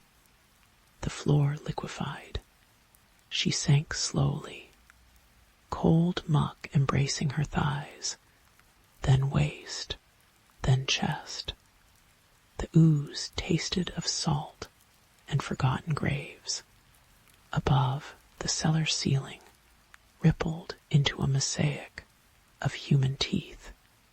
Miriam's final scream joined the chorus. As the darkness folded over her, only to wake gasping in the four-poster bed. Sunlight streamed through lace curtains. Birds chirped. The smell of coffee wafted up from the kitchen. Miriam stared at her unblemished hands. Through the window, the crows watched from dead pine trees, heads cocked at identical angles. In the corner of her vision, the bedroom wall bled a single oily tear that formed a perfect triangle within a circle. Somewhere below, the cellar door creaked open. Story 9. The walls breathed. Emily pressed her palm flat against the floral wallpaper, once cream with pink peonies, now the color of a bruise, and felt the exhale ripple beneath her fingertips. 3 weeks in her mother's house, and she stopped trying to convince herself it was the wind. The Victorian exhaled at dawn, inhaled at twilight, its ribs creaking as it expanded and contracted around her. She measured the phenomenon on her 3rd night, placing strips of masking tape where the walls met the ceiling. By morning, the paper had torn where the tape stretched taut. Old houses settle, Dr. Varma had said during their last Skype session. The pixelated version of her therapist peering through Emily's laptop screen, reprojecting grief onto architecture. Emily, didn't he mention the teeth? She found the first one embedded in the soap dish, a tiny molar, pearl white, and still slick with something that wasn't tea water. Others appeared in her wake, wedged between couch cushions, floating in her morning coffee, nestled in the pocket of her bathrobe like hard candy. They clattered when she swept them into the mason jar she kept on the kitchen counter. A growing collection of enamel that felt heavier. Each time she lifted it, the inheritance had been a surprise. Her mother's voicemails always left at 3:17 am. Slurry with Pinot Noir never mentioned the property. They in the vents again. She rasped in the final message. 2 days before the coroner declared her death, a slip and fall. Little mouths full of a wet click. Then dial tone. The lawyers said dementia. The house said otherwise. Emily paused at the foot of the attic stairs, her shadow stretching up the steps like something poured. The brass key from her mother's safety deposit box burned in her fist.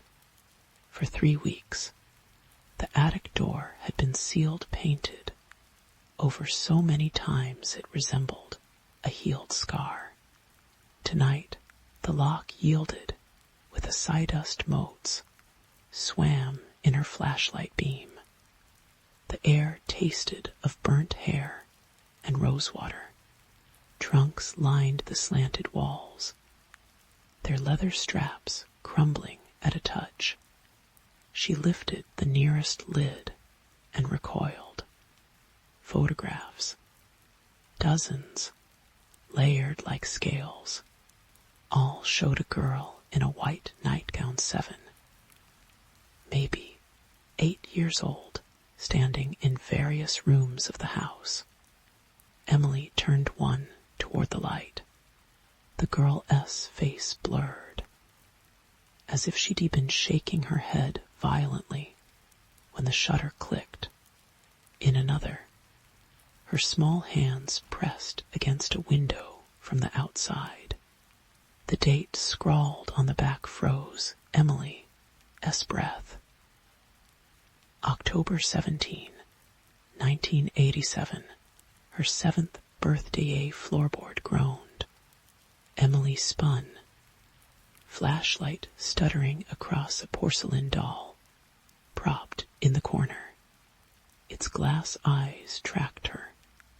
Red yarn hair spilled from under a lace bonnet. She stepped closer. Not yarn. Hair coarse and iron gray. Her mother S shade before the dye jobs began. The doll S porcelain fingers uncurled. A molar clattered to the floorboards. Emily fled downstairs. But the house followed. Baseboards wept oily tears that night. She caught her reflection in the hallway mirror and saw the girl from the photographs standing behind her. Mouth unhinging like a snake S. By dawn, every mirror wore a sheath. The teeth multiplied. They filled the mason jar, then a mixing bowl, then the clawfoot tub. Emily stopped sleeping. Sleep meant the whispers, a child S voice, reciting nursery rhymes in reverse. The wet crunch of something gnawing through walls. She took to wandering the halls, finger trailing over breathing plaster, trying to pinpoint where the hum started.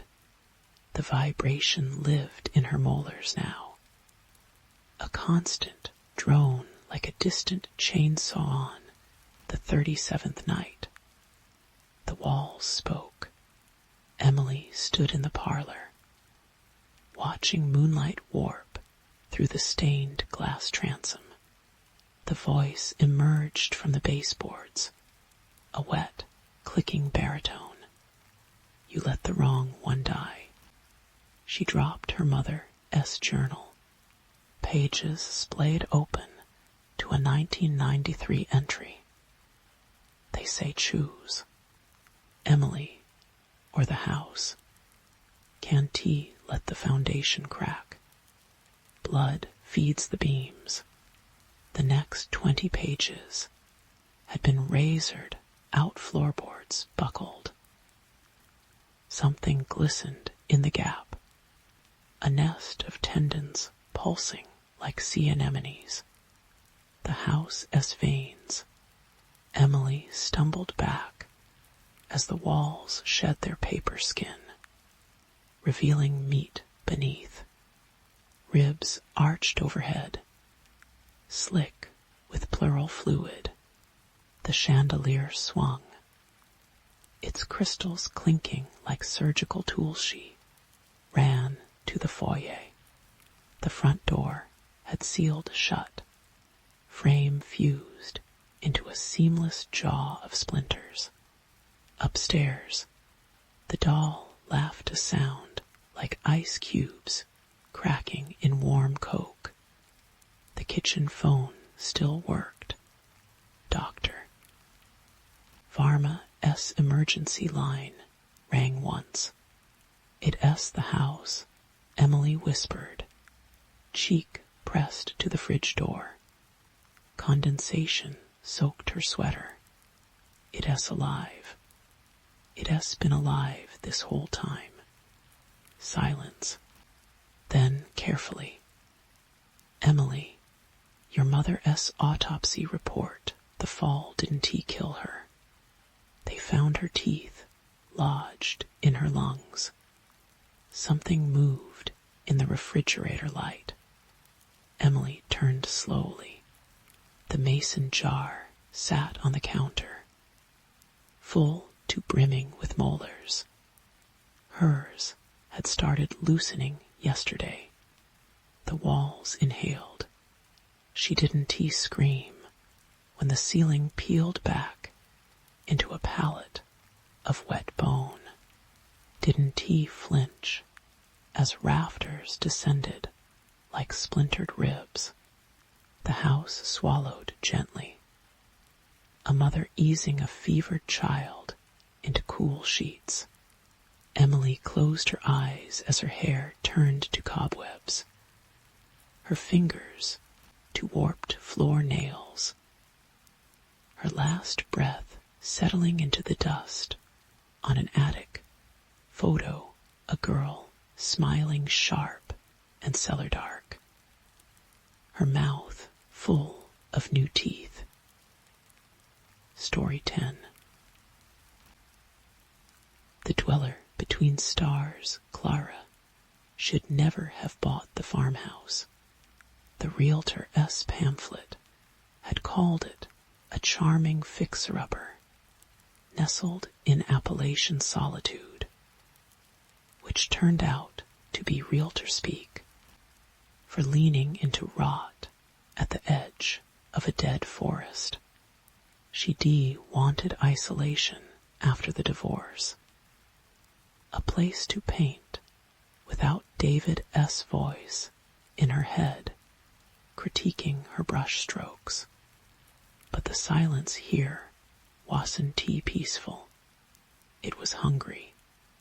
The first week, she blamed the noises on squirrels, scuttling in the walls after dark, like something dragging too many limbs through the crawlspace. Then came the whispers, not words, exactly more like the sound of wind through a throat. They coalesced near the antique grandfather clock in the foyer. Its hands perpetually frozen at 3:17 am. Clara stopped winding it after the third night, when its sudden, discordant chime left her crouched on the stairs with a kitchen knife, screaming at empty air. Eerie 42, not some jumpy college kid. She muttered on the fourth morning, scrubbing at the dark stains blooming beneath the hallway wallpaper. The patterns reminded her of veins. She tried peeling a strip away, only to find older layers underneath 1870s newspapers, plastered haphazardly across the studs. Headlines bleating about missing children, and a preacher who burned his own church with the congregation inside. The dates stopped abruptly in October 1893. By day 10, the cold spots began. Clara would be rinsing her brushes at the sink when winter would clamp around her ankles, crawling up her legs like icy centipedes. Her breath fogged the air on August afternoons. She took to wearing 2 sweaters and David's old hunting socks, which still smelled like his aftershave. The scent made her nauseous now, though she couldn't say why. The crows arrived next, dozens of them, hunched in the skeletal oaks like crooked judges, They never cawed, only watched as she hauled firewood or scraped lichen off the porch steps. One afternoon, she caught her reflection in the mudroom window and froze a tall, bone-pale shape loomed behind her, its head grazing the 8-foot ceiling. But when she spun around, breath hitching, there was nothing but a sunbeam full of dust. "You retired," she told the empty kitchen that night, nursing lukewarm chamomile, stressed, grieving. But the words rang hollow. David had been a bastard, not a loss worth grieving. At 3:17 a.m., the grandfather clock chimed. Clara jerked upright in bed. She removed the pendulum herself. Hadn't she? Yes, it lay wrapped in a towel in the tool shed. Yet the sound rolled through the house again, deeper than any clock had a right to be. A sub-bass tremor that vibrated her molars. Shadows writhed on the walls, not fleeing from her flashlight beam, but swarming it, as if the darkness had grown teeth and appetite. She found the trapdoor on the full moon. It was hidden beneath the master bedroom's moldering rug. A square of worm-eaten wood with an iron ring blackened by old rust. The ladder descending into the cellar groaned under her weight, each rung slick with something that glistened like snail trails in her flashlight S-beam. The air below stank of wet earth and copper. The walls were covered in sigils, not the usual cultish nonsense. These symbols hurt to look at, angles all wrong, spirals that threatened to suck the pupil right out of her eye. Clara traced one with a shaking finger, then recoiled. The grooves wherein T carved, they were grown. The plaster puckered like scar tissue around each blasphemous curve. Her head throbbed. A stack of journals mouldered in the corner, their pages brittle as dead skin. The earliest entries were in fading Quaker script. October 12th, 1791. Tonight we witnessed the first miracle. Brother Ephraim's consumption vanished. Praise the starless choir. Later entries grew frantic. It asks for more every time. Maribeth's babe stopped crying today. When we peeled back the swaddle, its eyes were the final page, dated October 30th, 1893, contained only a child's finger painting in flaking brown pigment. Clara didn't need DNA tests to know it was blood. She was hanging the last of her moth-eaten curtains when the trees began bleeding. It started with the old elm near the tool shed. Clara noticed the sap, first thick, iridescent beads oozing from knots in the bark. By noon, the trunk split open with a sound like a ribcage cracking.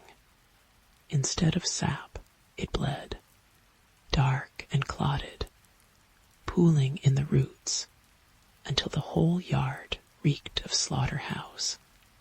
The crows finally moved then, not away, but in, descending to drink their fill with jerky, mechanical dips of their heads.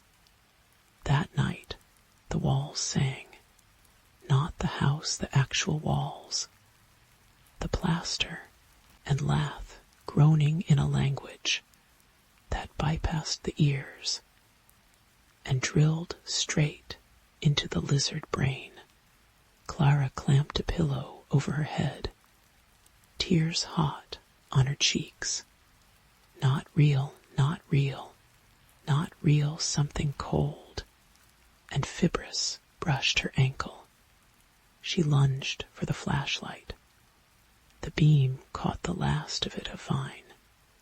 No, a vein pulsing faintly as it slithered back into a crack in the floorboards.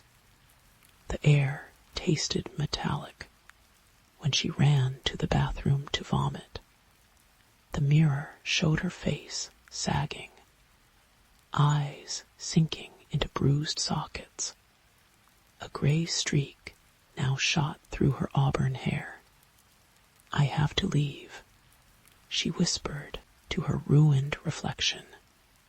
But the keys, wouldn't he turn in the truck's ignition?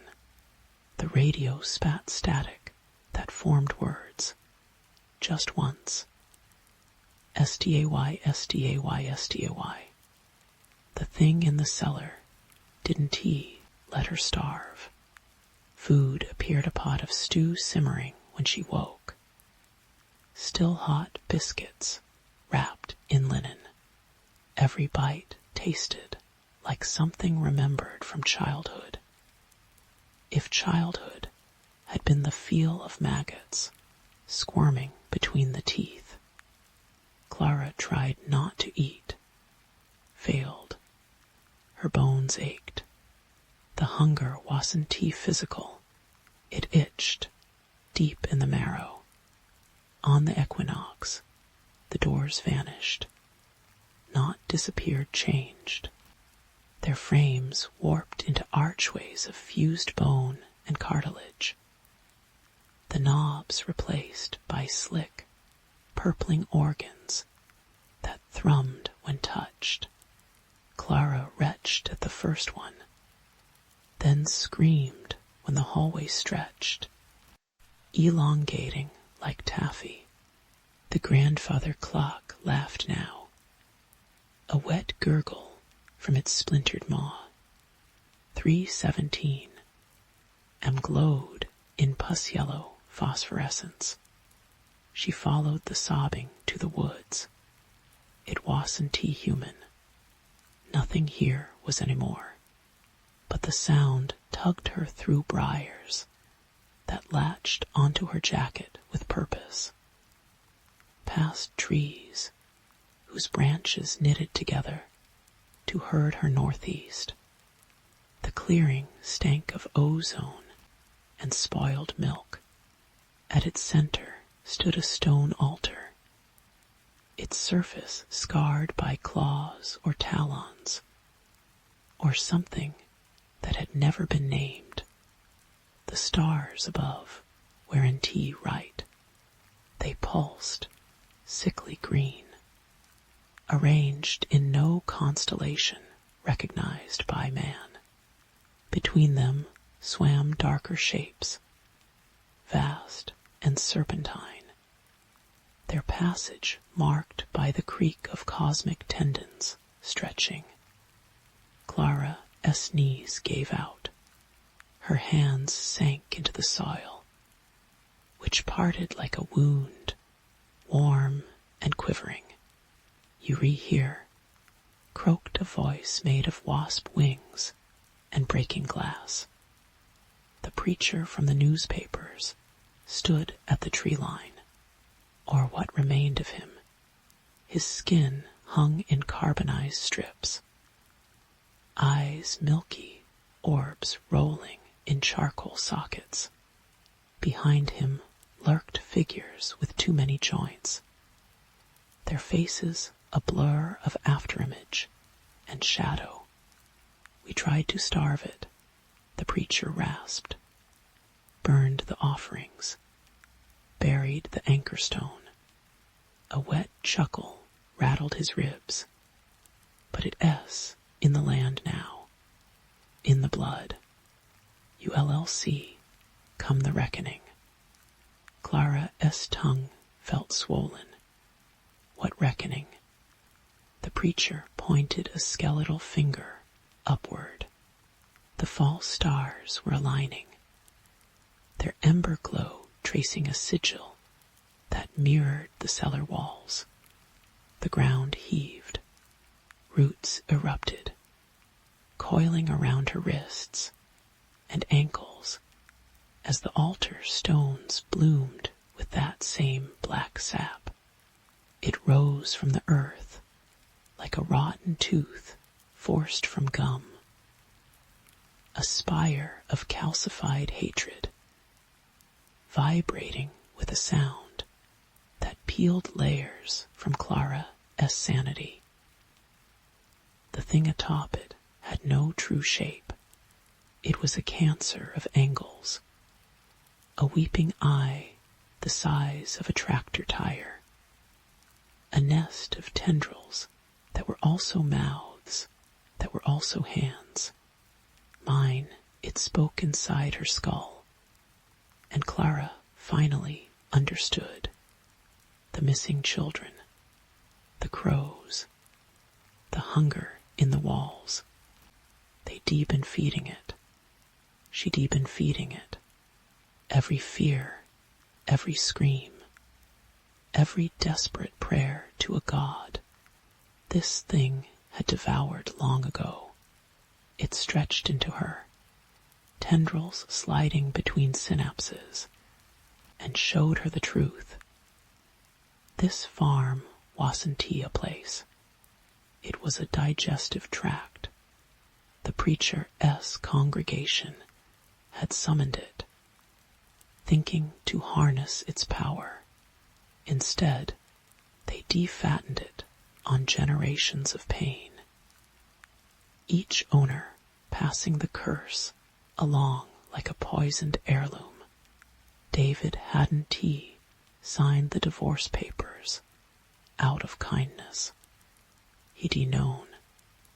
Clara S. legs moved without consent. Up the altar steps, drawn like iron to a magnet. The thing S. true form defied focus.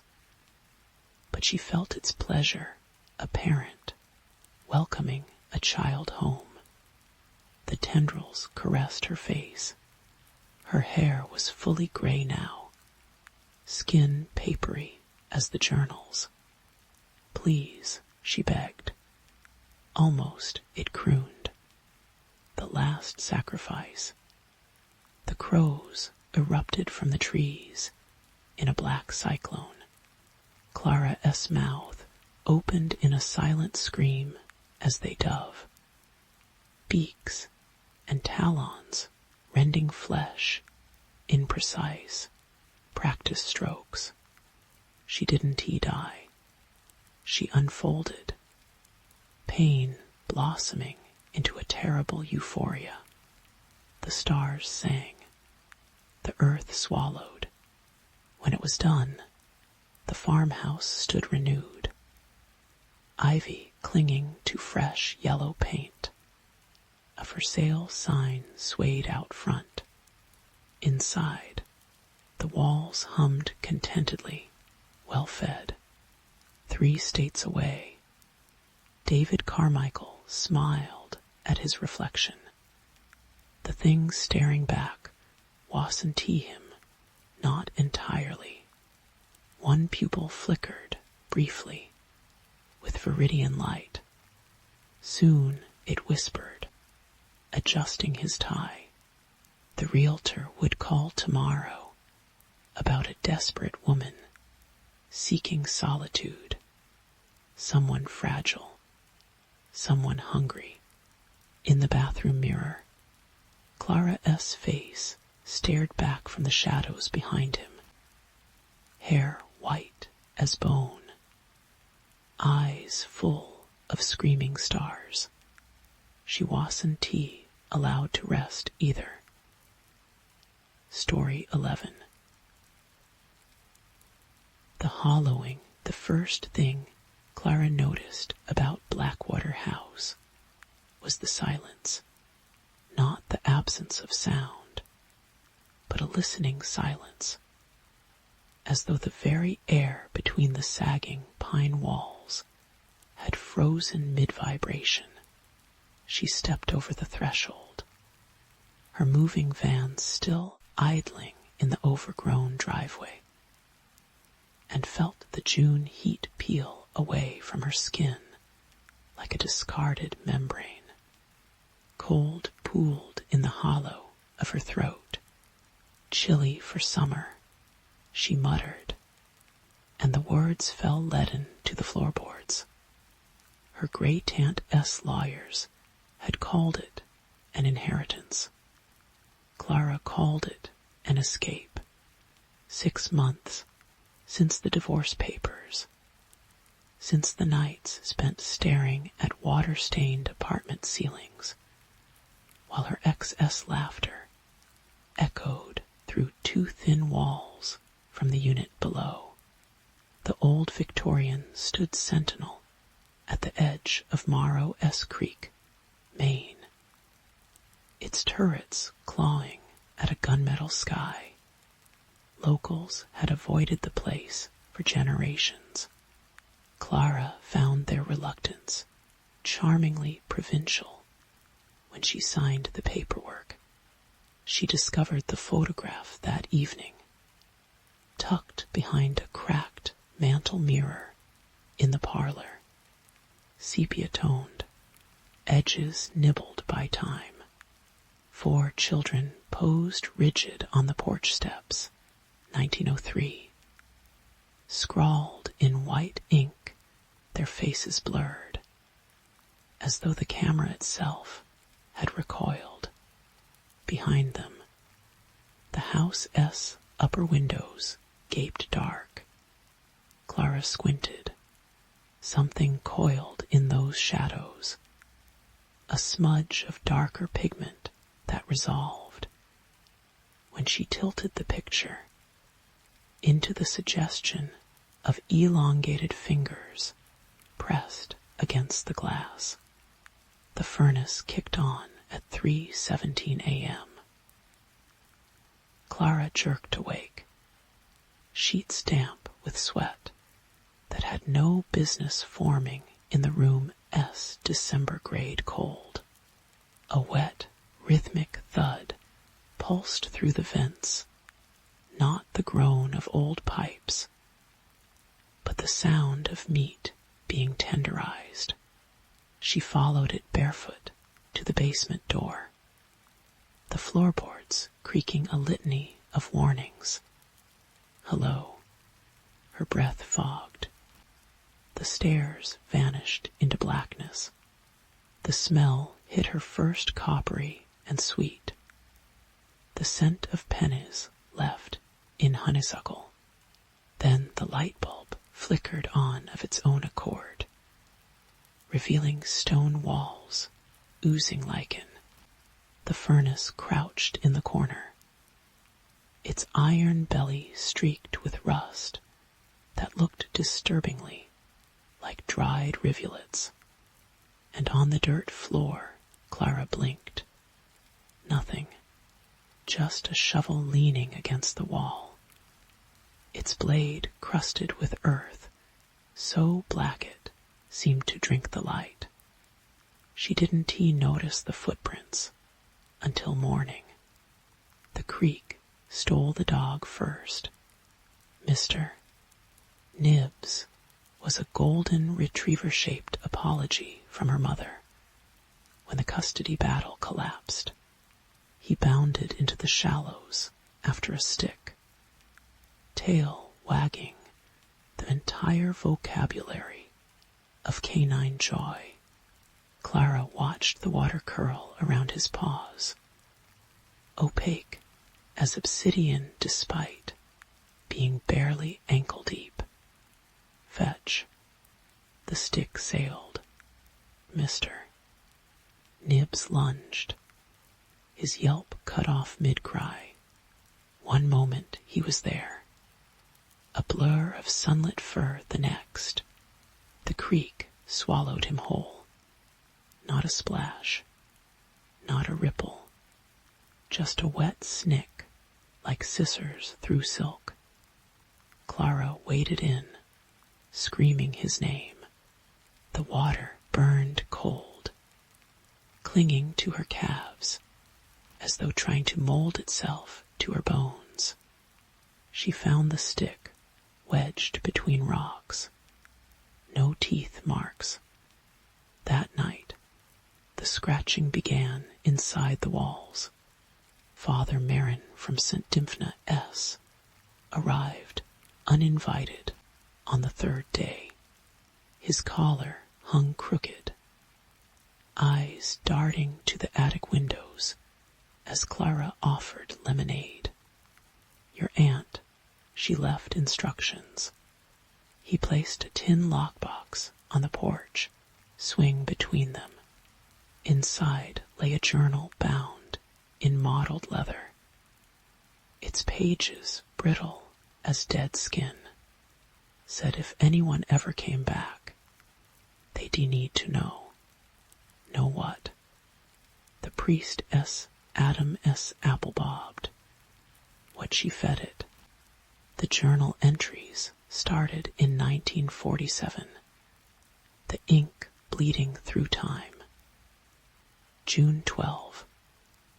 The well water tastes of rot, though the men swear they dug it fresh.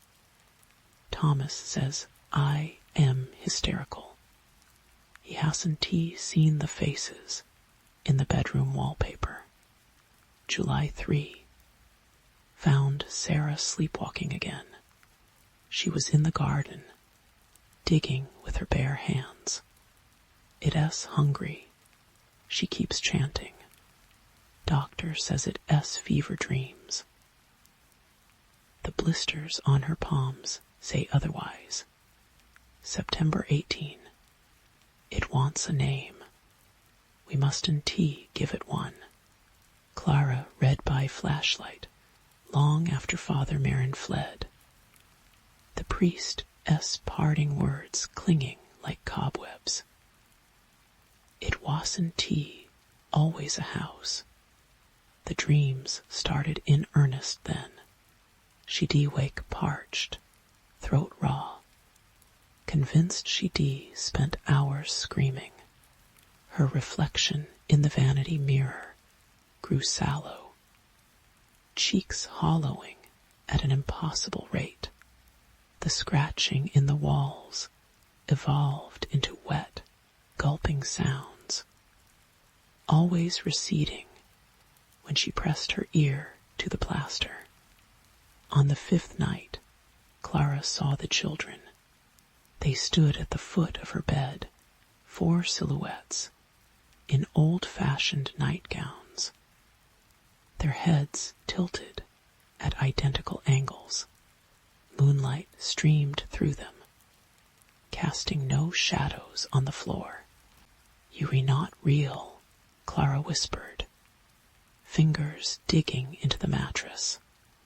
Sleep paralysis, grief hallucinations, anything but this. The smallest child stepped forward, its mouth unstitched slowly, grotesquely, until the jaw hung slack below hollow eye sockets. From the dripping cavern of its throat came a sound like a glacier, calving a low, tectonic groan that vibrated Clara's molars. Yes, she woke to the taste of soil, her tongue coated in grit. The basement called to her after that. Clara would find herself standing at the top of the stairs, shovel in hand, unaware of having grabbed it. The dirt floor pulsed faintly, as though something vast breathed beneath it. She began marking the cellar door with chalk crude XS, like her therapist taught her during the panic attack years. Every morning, The XS were smeared into spirals. Father Marin stopped answering her calls. The Journal S final entry, dated Halloween 1953, looped wildly across the page. It S in the walls now, in the beams, in the marrow. Thomas took the rifle to the woodshed an hour ago. I can still hear him screaming from the well. Sarah S. chair by the hearth is full of teeth. Oh God, it was never the house ITS underneath. The sentence ended in an ink blot the shape of a scream. The thing in the creek spoke on the seventh night. Clara knelt at the water edge, compelled by a itch beneath her sternum that no scratching could soothe. The surface reflected nothing, no stars, no pines, only a void so absolute it made her eyes ache. Clara-ra-ra-ra-ra. Her name rose from the deep in a chorus of warped voices. Mr. Nib's eager yip, her ex-husband sneer, her own voice twisted into something gluttonous. Weeple, the waterside, a word that meant nothing and everything, its syllables squirming into her ears. She ran. The house door slammed behind her, locks engaging with oily clicks. That is, when she noticed the walls were bleeding thick, tarry droplets welling from the cracks. They coalesced into rivulets that spelled words. Feed US, feed US, feed US. The shovel felt familiar in her hands. Dawn found her in the basement, fingernails split. The dirt floor gouged open. The hole exhaled a stench of spoiled milk and opened flowers.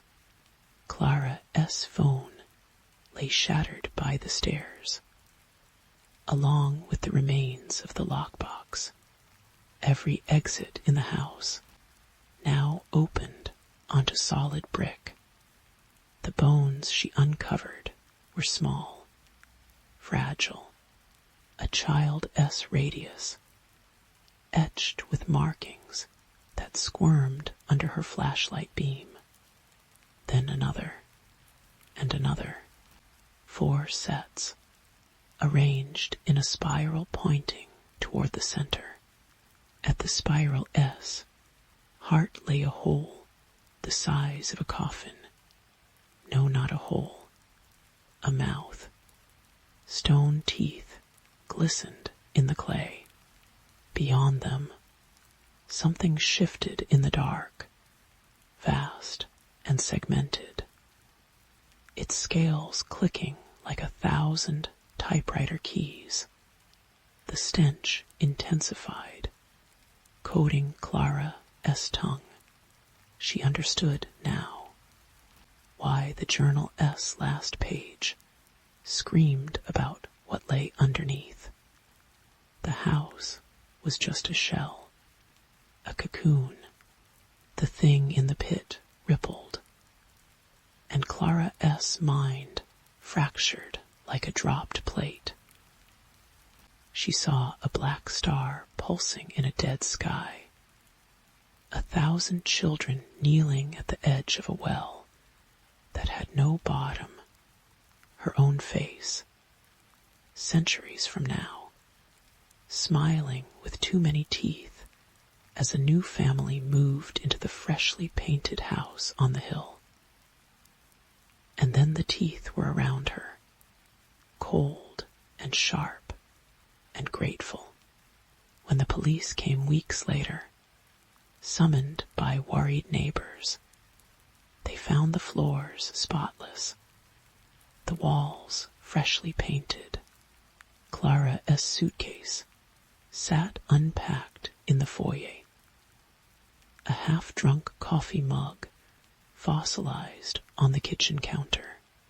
The lone deputy lingered after his partner left, flashlight beam skating over the basement door. He'd swear later at the bar that he heard something down there, a wet, eager sound, like a dog worrying a bone. But when he opened the door, there was only dust, and far below, in the dark, the soft, contented clicking of something that had waited, and waited, and finally fed.